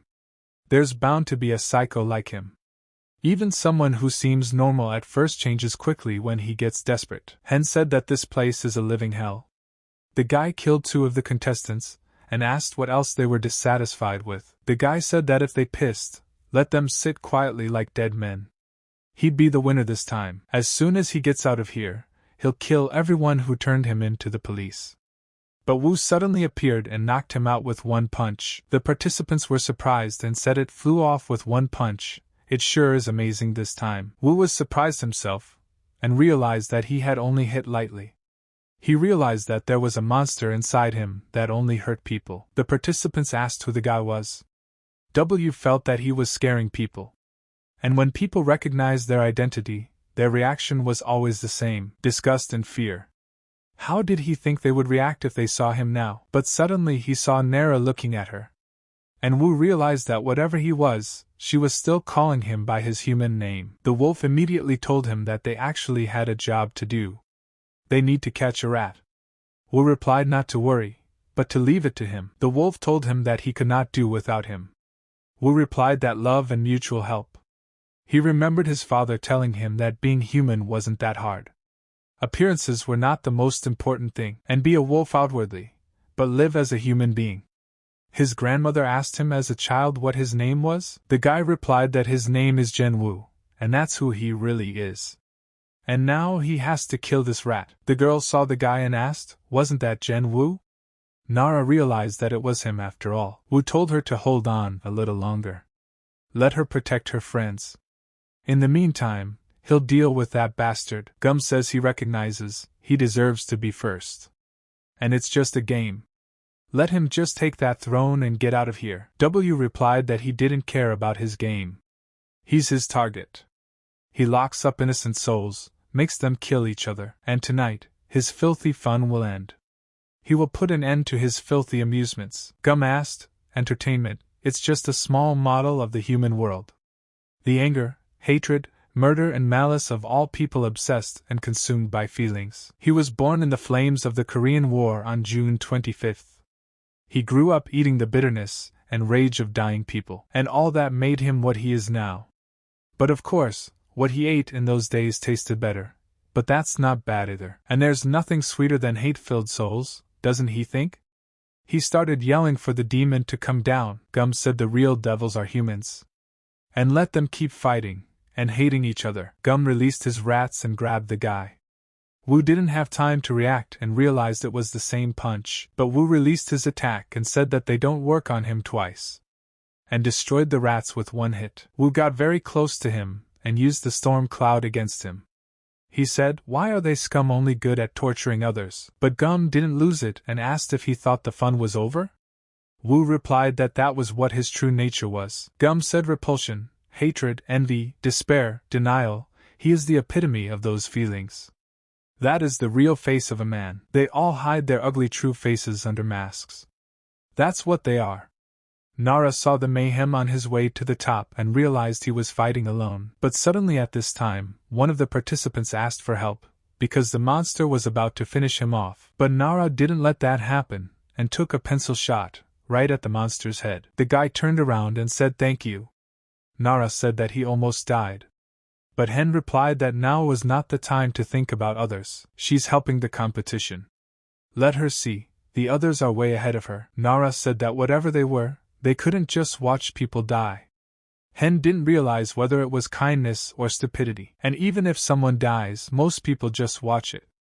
But suddenly she was thinking and the monster attacked her.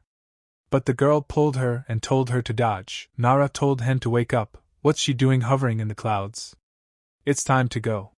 Hen came to her senses and replied that yes, she was going. Hen realized that she didn't really want to go up on the roof. She was afraid to go out because it was an even bigger hell outside, but when she asked to go along with them, she didn't abandon her. It gave her courage. And suddenly, one of the contestants stepped up to the throne and said that the first place was his. Nara was surprised and asked, didn't she save him? The girl said no, she couldn't have. Was the game over? Nara thought about it, and felt that she had saved him in vain. For a moment, regret flashed through her mind, and it would be better if she pretended not to notice. And people's dark emotions begin to fill the rat hole. But suddenly one of the participants tossed him aside and told him to get out of here. He doesn't deserve this. Hen looked at it, and said it's not too late. It's time to move out. Immediately, Nara also rushed up, not taking her eyes off the exit. Nara didn't understand and thought, why is she running? And was this hole really the only way out? She became very curious about what was beyond that hole. And who made the rules? Gum continued to fight the wolf and with strong attacks said that only he was the king here. The wolf saw that he was in danger and said he told you he would still need his help. Wu replied not to go out, he would handle it himself. Gum asked him what he was mumbling. Wu released his energy and said he would do it on his own. But Gum replied that it was useless. He picked his moment and punched him in the head. Gum had said he was invulnerable here, in a place overflowing with dark human emotions. W asked if it was okay to brag so openly about his weaknesses. Wool told him not to deny it. They are like waves that collide and absorb each other, but still remain part of one person. And then there is another power within them. The Thunder Lord. He doesn't know how to use the relic yet. Suddenly, Wu was surprised to think relic. Let him remember how Punbak used the power of the thistle. Black snake. Gum pounced on it and told it to die, but Wu arranged against him and stopped him. Gum asked, is he still trying to fight? Wu replied that he too had a darkness within him that he wished to hide. He was afraid of being swallowed up, but he realized that it was a part of him, and he will not suppress it. And instead, he would unleash it. And suddenly a storm wolf appeared before them. Wu used all his power on the monster, and the energy was so great that lightning engulfed the place. The participants also stopped and asked, what is this? Gum replied that this kid broke the rules in his world, just impossible. How did it happen? Wu replied that he may be the king of his space, but that doesn't make him invincible.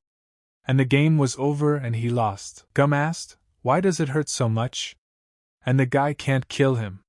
He can regenerate as long as he wants. Wu replied, telling him to stop bragging already. He's bluffing like a Rio rat. Let him fight instead of crawling away. But suddenly Wu turned around and saw that there were scratches and realized that space had cracked. Nara said that this place is dark everywhere, and it seems endless. It's like when she was trapped inside the fox. They're inside Gum's soul, aren't they? At this time Gum sat on his throne and tried to say goodbye with his life. Nara tightened her pencil. Hen asked, what is she doing? Nara replied that she'd managed to get out of a place like that once before. If she was right, there was a way out not only at the top, you just have to find a way. As Jen Wu did, Nara immediately released an arrow and everything around Gam started to crumble. They looked around and Hen said that everything was collapsing. The girl replied that there was a hole in the sky. Gum saw the light appear and said it couldn't be that. His kingdom. How dare she? But Wu swooped in with a punch and asked him where he was going. They hadn't finished the game yet. Gum said he was a bastard, and swooped down to attack him. But at that time everything started to collapse, and the girls fell from a height of several meters. The contestants shouted that the tower was collapsing. Let them go upstairs quickly. But suddenly Nara stopped, and said that it was not collapsing. Hen was surprised and asked what? Nara replied that another way has appeared. If you go that way, everyone can get out. Hen realized in her head that she had never heard of any other way to get out of here. Would they really be able to get out? Nara walked forward and said they had to go, and reached out to her again. Hen was surprised and asked, together? She realized that she had no friends at her new school. She was a loner, but A was the first to reach out to her. She was beautiful, smart, and popular. They became fast friends because they had a lot in common. A was bright and friendly, making her a part of the company. And of course, A was in charge. Upon arriving home, Hen said she was home. Her mother met her on the doorstep and greeted her. Mother said she looked so pleased. Did something good happen at school? Hyun replied that they went to karaoke with their friends. She even managed to show off her singing skills. It was so great. Her mother asked, right? Did her little Hyuna take after her because she sings so well? In fact, it was who was a great singer. She was good at everything, and she wanted to be like her. She wanted to be just a little bit like her. She always wondered if it was admiration or envy. She wanted to surpass her for once. In class, the teacher said that the results of the exams were already known. Let them sort out their sheets by number order. Hen picked up her fox and saw that it had 99 points. She said that she had made it. The girls asked her on the way home, did she really get first place? Ah said how cool it was to be the first. Hen didn't understand and thanked her. She took her friends and they went to get some goodies. When her class ranking went up, someone else's went down. She didn't think it would be an A rating. As time went on, there were more and more conversations in which she understood nothing. And then someone stuck gum on her new sweatshirt that she was just getting as a gift. She would pull the gum out and say who could have done it, but she couldn't tell anyone about it. She was ashamed. Hen asked herself, what had she done wrong? Had she hurt any of her friends? But sitting in the restroom, she overhears her friends discussing her and saying she's just imitating A and pathetic. She couldn't help herself and climbed up to the roof of the school. She wondered why it was so easy for everyone else and so hard for her. Maybe it was really about her, and is it her fault? Why is it so hard to reach out to someone who's in trouble? And then someone pushed her and left a number on her back, and that's how her life ended. She didn't want this, but now she could find a friend who would always come to her aid. In a moment of rising, Nara was telling her that just a little more. They're almost at the target. Let Hen hurry up a bit. Hen couldn't understand what was happening and wondered what was wrong with them. Why do they make her want to live? Gum was telling the guy to stop bullying him. And that's it, game over. They can get out through that hole. But Wu stayed and replied that no, it was too early. Gum was surprised and asked what? Guy replied that he would tear the place apart to the point where he wouldn't dare to do such filth again, and let him not even dare to think about such a thing. He's a damn bastard. I immediately aimed my lightning bolt straight at his body. Everything in the moment started to collapse, and some guys were left on the throne that supported them upstairs. The others were screaming that the tower was collapsing. Could anyone help them? But one of the contestants was pushing everyone and saying that the first place was his. The guy got excited and was saying that he had won and he was a winner. He had survived. Nara looked up at this time and said that space was collapsing. She saw that something was about to happen here and said they were being sucked in. Let them hold on a little longer. Hen couldn't believe it the whole time and thought, can they really get out?